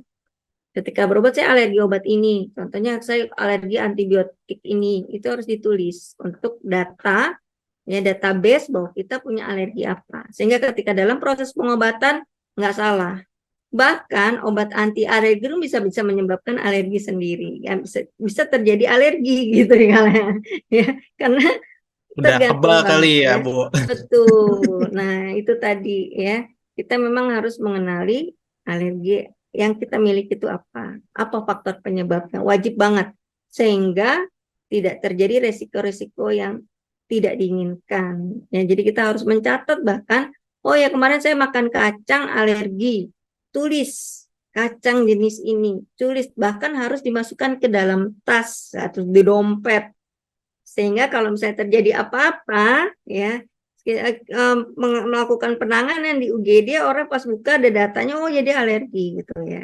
Kalau nanti enak nih sistemnya kan satu data, rumah sakit manapun datanya sama. Tapi kalau enggak repot. Pemberian obat yang harus ngobatin malah justru jadi bikin penyakit baru. Ya, bikin itu. Itu Mas Aji. Siap. Pertanyaan selanjutnya dari Bu Linda. Dok, apa penyebab alergi pada bayi dan apa ciri-cirinya? Usia berapa bayi bisa mengkonsumsi herbal? Nah, kalau misalnya usia nanti bisa ke Bu Titi kali ya. Sedikit ada tambahan juga, ada catatan juga nih dari Bu Irin dulu. Oke, Ya. silakan Pak Dokter. Oh iya, ada Bu Irin juga ya. Ada Di nih. situ. Iya, iya. Jadi kalau pada bayi kan tadi kita sudah bahas, lebih banyak memang pada dua hal sih ya, dia di lewat makanan atau kemudian pada kontak dengan dunia luar, contohnya dengan orang tuanya gitu ya, atau kemudian dengan debu kah atau kemudian dengan binatang. Maka eh, bahan-bahan tadi itu bisa menjadi alergen gitu. Tadi yang sudah kita bahas di awal tentang apa penyebab atau pemicu, pemicu bukan penyebab tapi pemicu dari reaksi alergi itu. Nah, gitu Bu. Jadi bisa dari makanan gitu ya. Tadi contohnya misalnya ada juga kondisi yang kita sebut sebagai intoleransi laktosa. Jadi minum susu kemudian menimbulkan alergi, intoleransi laktosa atau kemudian gluten contohnya juga pada apa tepung gitu ya. Itu juga bisa. Nah, terus kemudian selanjutnya tadi apa lagi Pak? Saya lupa tadi. Oh, berapa kapan gitu ya? Bahannya, iya, Ah, ciri-cirinya. monggo silakan Bu Titi atau Bu Irin. Bu Irin, bisa on mic, Bu Irin, untuk usia herbal yang bisa dipenuhi. Kalau catatan Aji dulu, ini mengenai minum herbal, khususnya punya HI, usia bayi 0 sampai dengan 2 tahun, jenis produknya yang baru bisa dikonsumsi itu gamma-sigamat. Untuk usia 2 sampai dengan 8 tahun, jenis produknya gamma-sigamat, bioalmera, primonuga, dan produk lainnya apabila dipergunakan sesuai dengan indikasinya. Terus usia 8 sampai dengan 12 itu semuanya bisa. Yang terpenting ada indikasinya, penyakitnya apa gitu. Atau ada tambahan mungkin dari Bu Titi, contoh kayak biasanya kalau orang tua itu konsumsi obat buat anaknya itu lewat ASI-nya, jadi yang minum orang tuanya ya Bu Titi ya. Iya, ada yang seperti itu. Terus tadi kasus kalau untuk dermatitis atopik tuh kalau kan biasanya tuh menurun ya kalau ada dua, ada faktor alergen dari luar dan juga ada faktor bawaan dari orang tuanya. Jadi kalau orang tuanya cenderung biasa kena eksim, anaknya kemungkinan kena gitu ya. Nah, tapi tadi bisa diintervensi sebenarnya untuk menurunkan kasus alergi pada anak ketika dari usia kandungan mulai 20 minggu sampai 30 minggu itu sebenarnya bisa diintervensi untuk menurunnya resiko kejadian alergi pada bayi ya. Ada herbal-herbal tertentu yang bisa dimanfaatkan di situ sebenarnya. Terus yang kedua yang diintervensi dalam arti begini supaya bayinya itu nggak kena alergi, ya, menurun kasus untuk alerginya ya gitu. Nah, yang kedua, kalau misalnya tadi dari bawaan, biasanya muncul dermatitis atopik itu contoh biasanya umur di 2 tahun, rata-rata di 2 tahun berikutnya dia kena kemungkinan bisa ada eksim gitu terjadi usia 2 tahun. Nah, kalau usia 2 tahun Ya tadi yang disampaikan bisa dilakukan ada beberapa produk-produk mungkin dengan pengenceran ya. Yang ini dosisnya tuh dosis tertentu. Tadi walaupun memang gamat tuh jangan dipikir bau gamatnya harus satu gitu kan. Nah ada dosis dan dosisnya. Nah kemudian bagaimana caranya dilarutin gitu kan, pakai pipet ataupun seperti apa dimasuk. Nah itu dia. Nah untuk dosisnya lebih lanjut di dalam brosurnya saya nggak lihat tuh ya ada atau mungkin nanti ditambahin sama Bu Irin ya.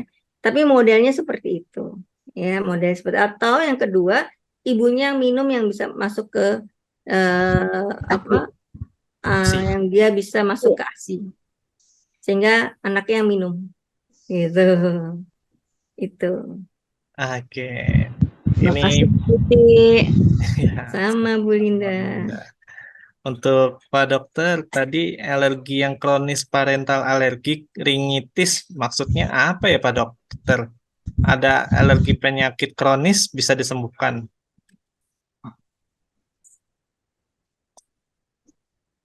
Pak Dokter, Pak dokter tidur. lagi diskusi kayaknya.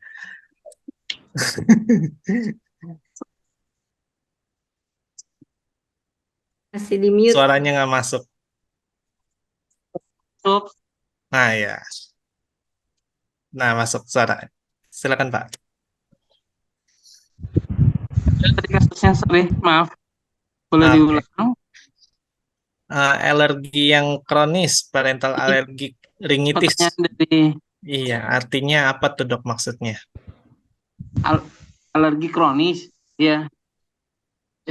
Yang dia terjadi lama kan kronis berarti kan lama terjadinya kondisinya, dan kemudian berulang, gitu ya, dan berulang.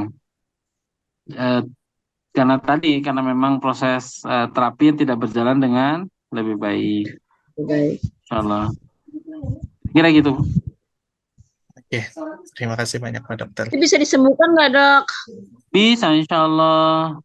Cuma tidak tadi kira-kira mau optimal nggak ngerjainnya kan gitu. Siap. Gitu Kasih insyaallah. dok. Yuk. Oke, pertanyaan selanjutnya dari Pak Mas Trio. Saya menderita eksim pada kaki sudah lebih dari 40 tahun. Solusinya kalau lagi gatel digaruk nikmat banget. Nah, loh. Paling apa ini ya? Kalau misalnya ada pertanyaan mengenai eksim, lanjutannya dari Bu Evi nih. Anak saya sering menggatali eksim atau gatal-gatal hanya di kaki dan jari-jari tangan. Bagaimana supaya hal itu tidak terjadi? Karena sampai jari-jarinya tidak bisa ditekuk atau tidak bisa untuk Ya. menulis. Ya. Jadi kan kalau tadi tuh eksim atau dermatitis atopik yang tadi kita sudah bahas kan juga salah satu triggernya nanti ada di jamur juga Pak. Jadi kalau misalnya kelembapan juga bisa diperbaiki ya kering, maka insya Allah juga akan membantu proses apa alergi itu bisa kita kurangi. Terus kemudian kalau ini kan kenapa sampai kemudian sampai tahunan gitu ya? Ya tadi karena tidak optimalnya kita dalam melakukan proses pengobatan. Dan satu hal tadi yang di awal tadi pertanyaan dari Pak Aji itu nanti ada kaitannya juga dengan sisi apa pikiran dan perasaan kita. Itu juga nanti harus dirapihkan lagi tuh sisi apa perasaan dan jiwa kita sehingga akhirnya eh, jadi kalau kita belajar ilmu akupuntur atau kemudian ilmu sujok, kulit itu berhubungan dengan emosi kesedihan, gitu ya. Jadi eh, ketika ada kasus di di kulit, maka kita harus lihat ada kesedihan apa yang kemudian menggayuti diri kita sampai sampai kemudian muncul reaksinya di kulit kita. Itu Pak Haji sebagai penguatan buat yang karena kalau sakit sampai kronik itu biasanya sudah melibatkan emosi itu pasti. Maka emosinya juga harus dirapihin. Kalau kulit tadi terkait dengan kesedihan. Nah, maka kesedihan apa yang harus dibersihkan baik kepada maka Betul. baik kepada orangnya atau kemudian kepada peristiwanya. Itu ya, Betul. jadi harus dibersihkan. Ya, Betul itu. ya betul. Pertanyaannya dari Pak Mas Rio yang jawab betul itu Bu Linda. Gitu ya, kira-kira insya Allah. Semoga jawabannya ini Pak Mas Rio ada solusinya ya Pak Mas Rio ya. Nanti Ya, datang aja hari Rabu Pak Mas Rio langsung ke Pak Dokter. Solusinya cariin jodoh, Dok. Masya Allah. Oke, pertanyaan selanjutnya dari Bu Evi. Masa jodoh sampai 40 tahun karena jodoh. Ya, kan nggak stres lagi maksudnya biar ada ngurus. ya. Untuk Iya pertanyaan boleh deh, selanjutnya, boleh. boleh deh. Oke, pertanyaan Ya. selanjutnya dari Bu Evi, apakah ada pemeriksaan khusus untuk mengetahui pada anak terhadap alergi makanan? Kasus banyak orang tua yang tidak tahu jika anaknya alergi susu, sapi, dan lain-lain. Susu sapi maksudnya. Secara sederhana kan tadi yang kita bisa lihat ya ketika dia minum gitu, terus kemudian terjadi kondisi itu dan itu berulang-ulang, maka itu sudah bisa membantu kita untuk memperlihatkan bahwa anak ini mengalami kondisi alergi. Nanti beda dengan dengan adanya infeksi dari patogen ya. Contohnya misalnya karena dia minum susu, terus kemudian susunya ada eh, kelupaan, kelamaan gitu ya di luar sehingga akhirnya jadi ada infeksi jamur. Maka eh, ini berbeda. Paling kan dia cuma kejadiannya sekali dua kali. Tapi kalau misalnya pada kasus alergi kita akan lihat itu akan berulang. Ya, setiap kali konsumsi bahan itu dia akan mengalami reaksi alergi. Nah, itu sudah bisa membantu kita untuk penguatan bahwa dia sebaiknya tidak kita berikan bahan tersebut. Gitu. Jadi langsung kita bisa lihat tuh kalau misalnya pada makanan lebih mudah jadinya insya Allah. Atau kemudian misalnya dia makan roti yang mengandung glutein tinggi. Itu juga ketika makan roti terus kemudian terjadi lagi alergi. Terus setiap kali makan roti dia terjadi alergi lagi.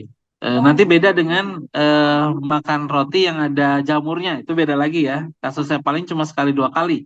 Tapi kalau misalnya setiap kali makan roti dia eh, timbul reaksi alergi, makan roti lagi timbul reaksi alergi. Ya itu sudah langsung tahuan. Jangan dipaksa lagi untuk makan rotinya, gitu ya. Itu cara yang sederhana bisa untuk membantu kita.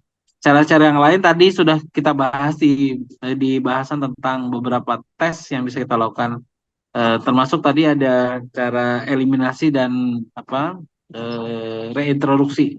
Jadi kita melihat satu-satu mana yang menjadi penyebab dari alergi tadi. Itu kira-kira Pak Haji, insya Allah. Siap. Terima kasih. Oke, mungkin tambahan kalau misalnya kayak ini sih ya, pengalaman aja ya, kayak makan ikan nggak tahu ikannya baru atau ikan Hmm, lama. Nah, ya, ya, kalau dimakan itu udah mulai gatel, jangan dilanjutin makannya, gitu aja iya, sih paling. betul. Soalnya di lidah tuh rasanya Iya, gatel, gemet-gemet iya, gitu. iya, Oke, betul. tambah yang mana lagi nih tadi ya? Oh, Bu Fatih, ini aku kerja salon, setiap hari pegang produk kosmetik dan tangan buat lulur setiap hari. Sekarang buat cuci piring kena deterjen, kok sekarang malah perih panas? Itu alergi atau apa Pak Dokter? Bisa juga memang, karena kan tadi ada bahan-bahan kimia yang dia bisa memicu reaksi alergi. Kita kan nggak tahu nih, Kosmetiknya apa aja ya? Fatih ini kosmetiknya apa, gitu ya? Apakah dia murni herbal atau kemudian menggunakan bahan-bahan kimia yang bisa memicu terjadinya reaksi alergi tadi. Jadi eh, apa bisa saja terjadi hal itu. Eh, dan di di treatment nanti dengan bahan-bahan yang tadi sudah disebutkan oleh Bu Titi, insya Allah mudah-mudahan bisa membantu. Gitu Pak. Siap. Pertanyaan selanjutnya dari Bu Tina. Mungkin nggak kasus alergi tertentu baru terjadi setelah seseorang berusia di atas Nah, 45 tahun? bisa, bisa. Jadi kan gini, jadi kita kita lihat di titik ekstrim ya. di anak-anak, atau kemudian kan alergi juga banyak terjadi pada anak-anak, atau kemudian pada usia yang di atas 40-an. Eh, ini kan kalau usia yang di atas itu 45 atau 50 terkait dengan fungsi dari atau fisiologisnya yang sudah mengalami proses penurunan, sehingga reaksi tubuhnya untuk melihat apakah ini suatu hal yang biasa atau kemudian luar biasa, itu terjadi kesalahan. Ya tadi karena sudah mulai sepuh, gitu, sudah mulai menua, gitu kira-kira. Atau kemudian pada anak-anak disebabkan karena belum matangnya sel-sel imunitas itu berjalan, gitu kira-kira insya Allah. Jadi bisa saja mungkin terjadi hal itu terjadi.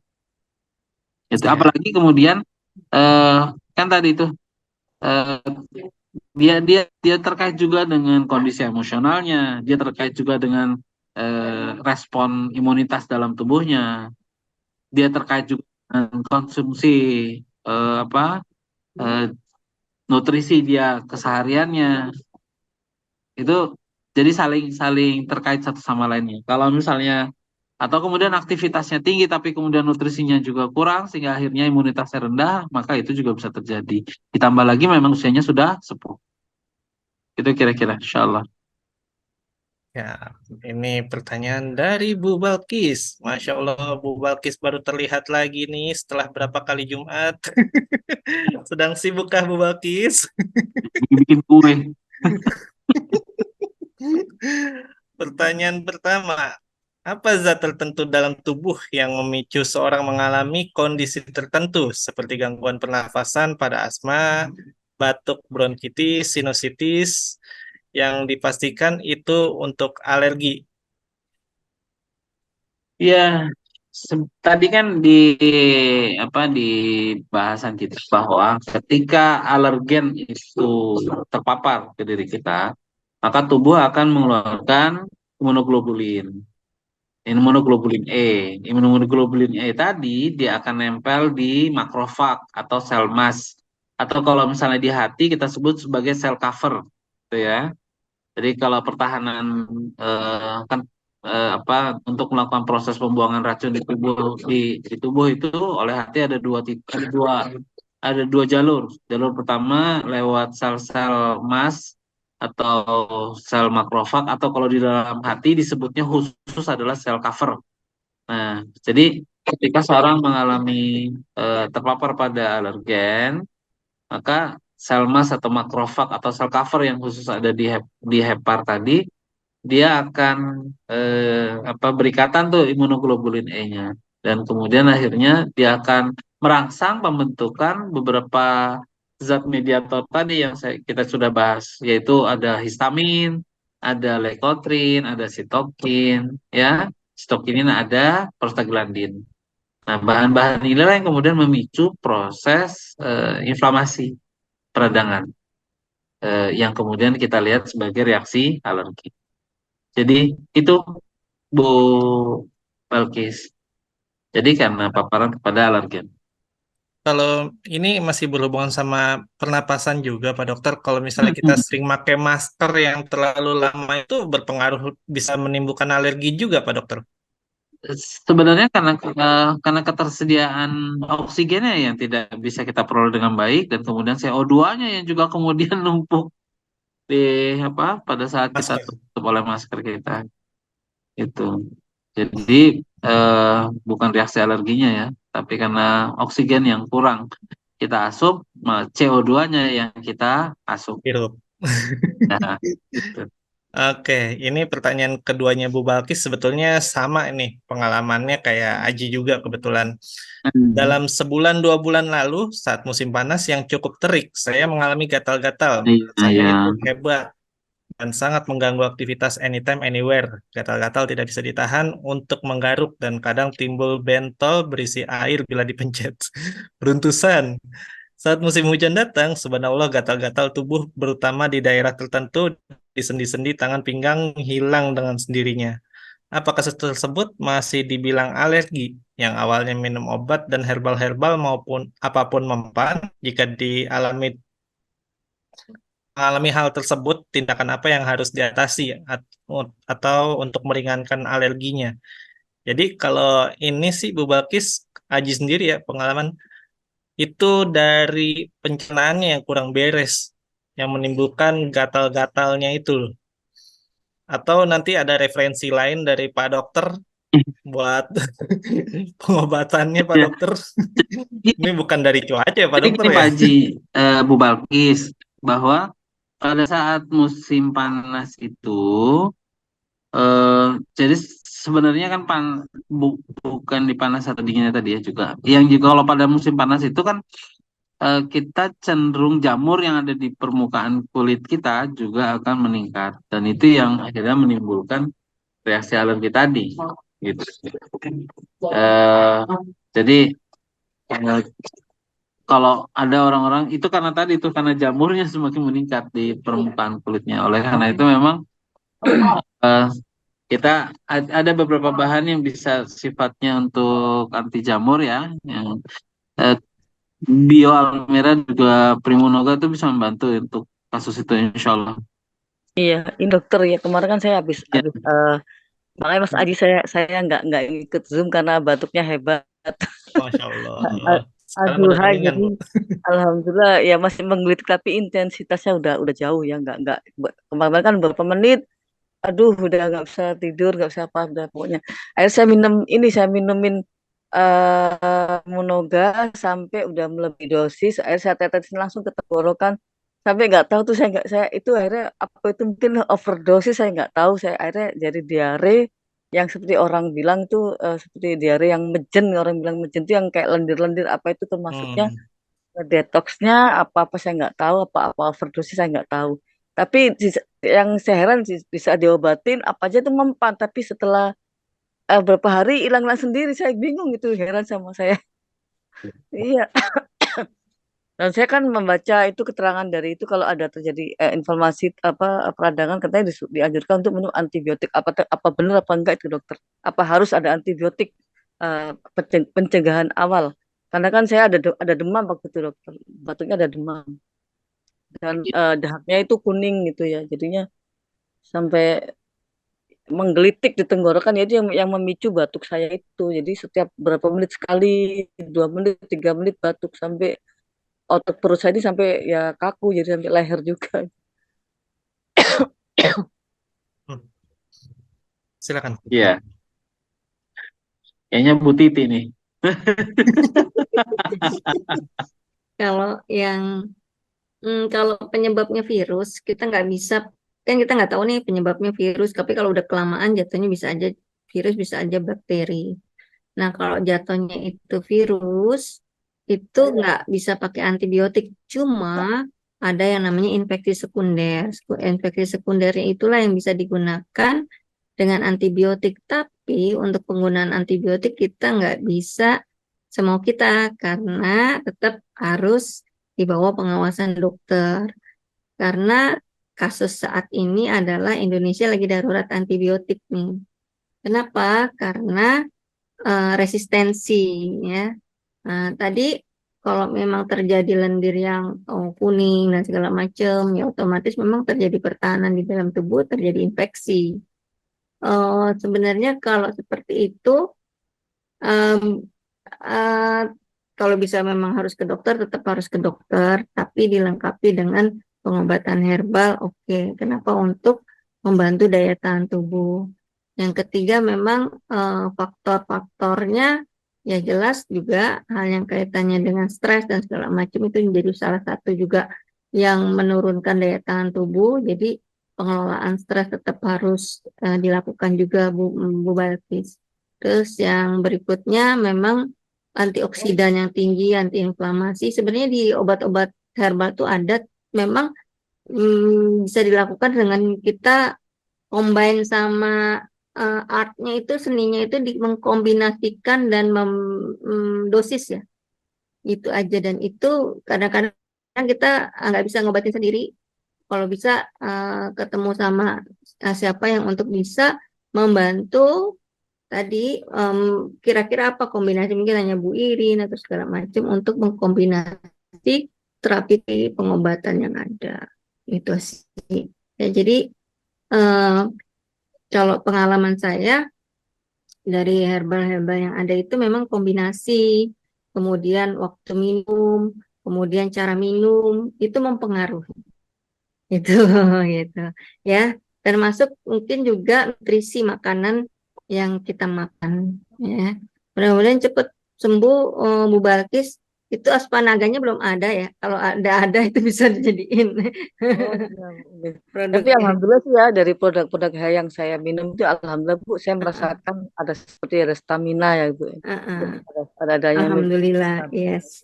Itu aja yang penting sih tadi istirahat yang cukup, tidur yang cukup, sama minum, dan kemudian nutrisi makanan yang pas, kemudian juga insya Allah sih sebenarnya recovery-nya lebih cepat ya, kayak gitu. Ya, saya kan ke apa ke puskesmas saya dapat antibiotik. Alhamdulillah agak reda, udah alhamdulillah udah. Oke, Tapi kalau alhamdulillah badan sih nggak apa-apa buat titik badan nggak apa-apa, cuman batuknya itu yang awalnya flu itu yang memacu batuk, akhirnya flu-nya nggak tanggung jawab ini ya. Setelah udah batuknya udah ada, dia pergi, flu-nya pergi, tinggal batuknya. iya memang itu sebenarnya kan varian-varian influenza itu udah makin ada terus ya, itu ada Iya. terus. Nah, memang kebiasaan kalau ada yang flu pakai masker sekali-kali boleh, tapi nggak kelamaan. Cuci tangan itu harus gitu ya, Iya, itu iya tetap saya harus dilakukan. Dan flu ataupun batuk yang lama ya bisa varian yang lain gitu ya. Nah, ya kalau tadi alhamdulillah udah gitu. ke puskesmas itu udah nggak apa-apa, itu pilihan yang bagus. Kalau antibiotiknya memang ada dari dokter itu nggak Ya, apa-apa. Yang ya penting katanya selanjutnya. itu. Selanjutnya saya lanjutkan sama ini Pak, herbalnya tetap saya lanjutkan. Betul. Walaupun kalau saya nggak pernah menghindari penggunaan antibiotik, tapi Oh, kalau Bu Balkis ada panduan dengan dokter nggak apa-apa. Yang penting kan dokter udah tahu iya. ininya sakitnya apa. Iya karena saya udah lebih dari seminggu batuknya, jadi saya Betul, jadi karena benar dianjurkan. banget. Nah, kita harus memang ini juga nanti kalau lebih panjang lagi, kemudian berat badan kita turun dan segala macam, memang perlu pemeriksaan lebih lanjut.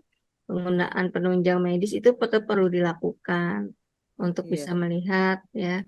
Karena yang kedua tadi ada darurat resistensi antibiotik, yang kedua kasus TB paru itu juga terjadi peningkatan kasus-kasus itu ya.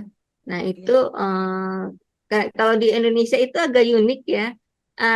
Apa kalau batuk itu orang di mobil di mana cuek gitu ya. Kalau kalau sekarang kan kayak misalnya ke Jepang itu harus ada bebas TBC misalnya TBC ya. Nah, kalau di Indonesia itu kita tahu sakit gitu ya nggak pada pakai masker gitu yang sakitnya yang begitu. Nah, itu memang kesadaran itu perlu edukasi karena dampaknya bisa aja yang di kiri kanan lagi lemah kondisi daya tahan tubuhnya gampang terpapar, dan kita terbiasa suka kalau bekas minum orang kita pakai langsung kita pakai kita bareng-bareng.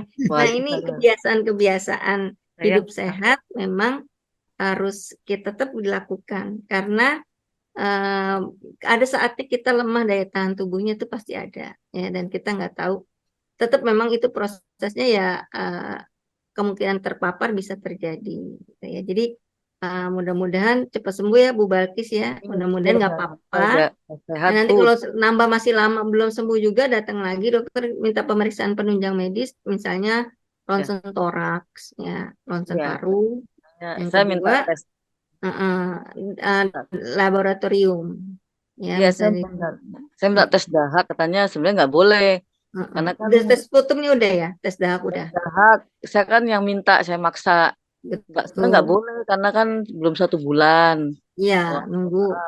kan saya masih semingguan lah Bu, kurang lebih 5 hari Belum nanti 3 hari kalau apa enggak. Tapi kecuali saya maksa, kalau ada di sekitarnya ada penderita, kita saya bisa maksa, saya maksa kalau minta Bu sekalian, saya minta tes darah juga, jadi saya kan biar enggak. Tapi sebenarnya badan saya sih nggak apa-apa Bu, nggak ada kayak menunjukkan sakit-sakit yang seperti orang TB apa berat enggak. badannya nggak turun kan, yang itu Kita, kadang berat badan turun drastis ya.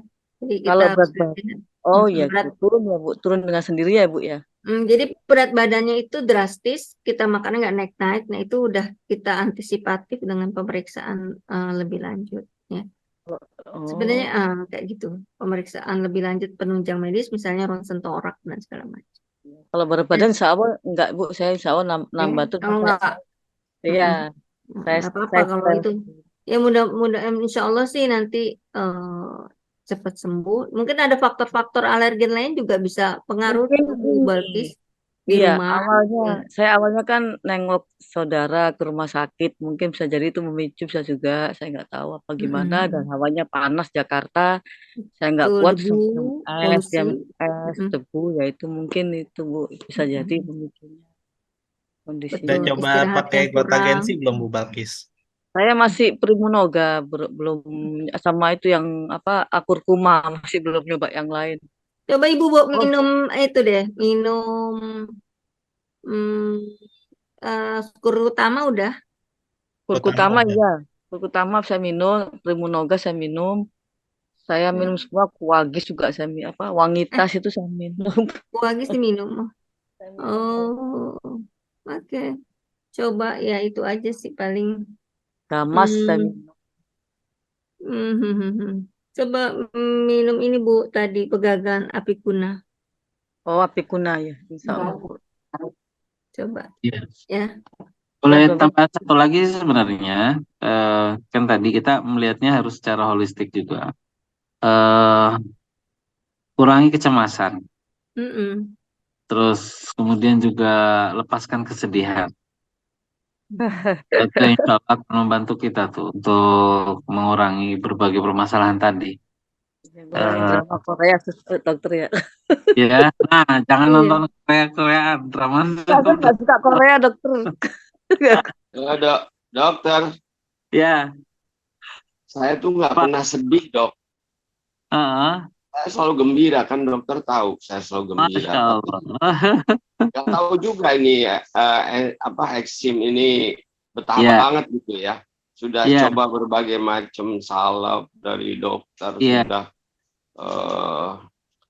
dokter memang cuma mengatakan, dia bilang bapak ini nggak boleh makan, mohon maaf ya, nggak boleh makan tai katanya gitu.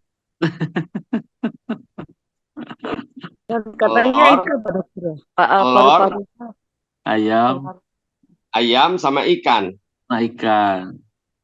Ya, Tapi kan saya nggak bisa menghindari itu. ya. Kita ini ya Pak Mas Rio. Bapak sudah gunakan tadi, baru kemarin apa? Primonoga sudah. Pernah ya. Ya, sekarang gini. eh, kita coba lakukan treatmentnya secara lebih teratur, secara lebih rapi gitu ya. Jadi bukan sebagaimana tadi saya sampaikan, bukan dicoba-coba gitu, tapi memang terprogram gitu. Apalagi ini kan sudah Ya, puluhan tahun ya, jadi makanya harus dilakukan betul. secara terprogram gitu sehingga akhirnya bisa lebih tuntas gitu Pak. Tangannya diikat dulu Pak, tangannya nggak boleh garuk-garuk, diikat dulu Pak tangannya. Oh justru itu yang Iya. kalau sudah menggaruk tuh Masya Allah. Sampai Beberapa berdarah-darah. beberapa bahan tadi yang sudah disampaikan oleh Bu Titi sebaiknya mulai untuk secara teratur, secara lebih rapi dikerjakan. Dan Iya, iya.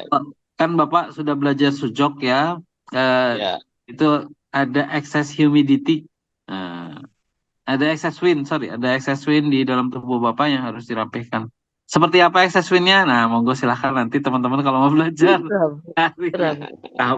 dokter satu lagi Pak dokter itu kan kalau udah gatal-gatal tuh katanya yang apa iya apa paru-parunya fungsi paru-parunya terganggu apa gimana Pak dokter? Ya, Apa jadi ada seperti yang organ? tadi Bu Balkis, histamin, lekotrin, terus kemudian prostaglandin juga sama sitokinin itu dia akan menyebabkan penyempitan dari saluran nafas kita.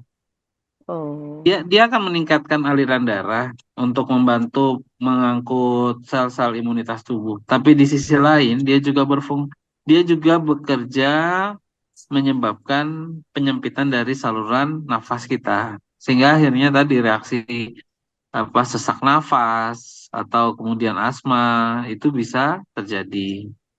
Bahkan kalau misalnya benar-benar tadi itu ya ada reaksi alergi yang karena biasanya karena obat, maka anafilaktik tadi yang disebutkan oleh Bu Titi juga dan juga pada materi yang di awal itu bisa terjadi. Bahkan kemudian bisa menyebabkan kematian akhirnya karena sesak nafas yang sangat kuat gitu.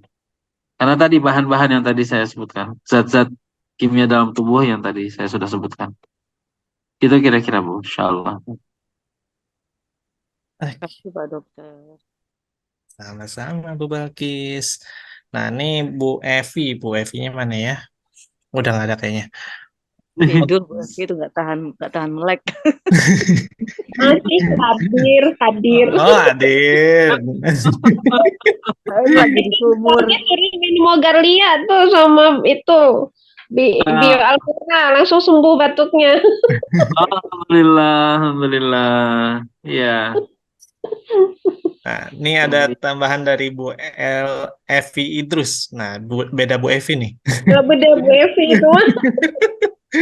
Kalau Bu Evi Idrus nanyanya apakah alergi bisa diterapi di sujok? Nah, Ya, kita tanya Insya ke Allah. Kombinasi ya, kombinasi dengan herbal yang tadi sudah disampaikan oleh Bu Titi, gitu ya. Kemudian dengan sujok dan kita rapihkan juga apa yang ada di pikiran dan perasaan kita, gitu Insya Allah. Titiknya di mana, Pak? Nah, kan kalau imunitas nanti kita bisa lakukan apa di paru-paru, di usus besar, Liver di juga. timus, di limpa, gitu Bu. Liver Insya nggak Allah. Dokter? Di hati nggak Dokter ya? Boleh ditambahkan dengan di hati boleh. Jadi mana Dokter? Timus, Timus, ya, terus kemudian usus besar, paru-paru, terus besar, paru-paru, limpa, limpa, dan tentunya juga libatkan otak. otak, Ini jadi sujok. hati juga ya. Hati. Di kelas Iya. sujok. Nah, kalau mau Iya. belajar lebih jauh ya silahkan monggo. Ya di Lampung, insya Allah. Oke. Iya, Pak Dokter. Terima kasih, Pak Dokter. Datang aja Bu Evi Rabu. Berarti nggak nanya cara terapinya gimana?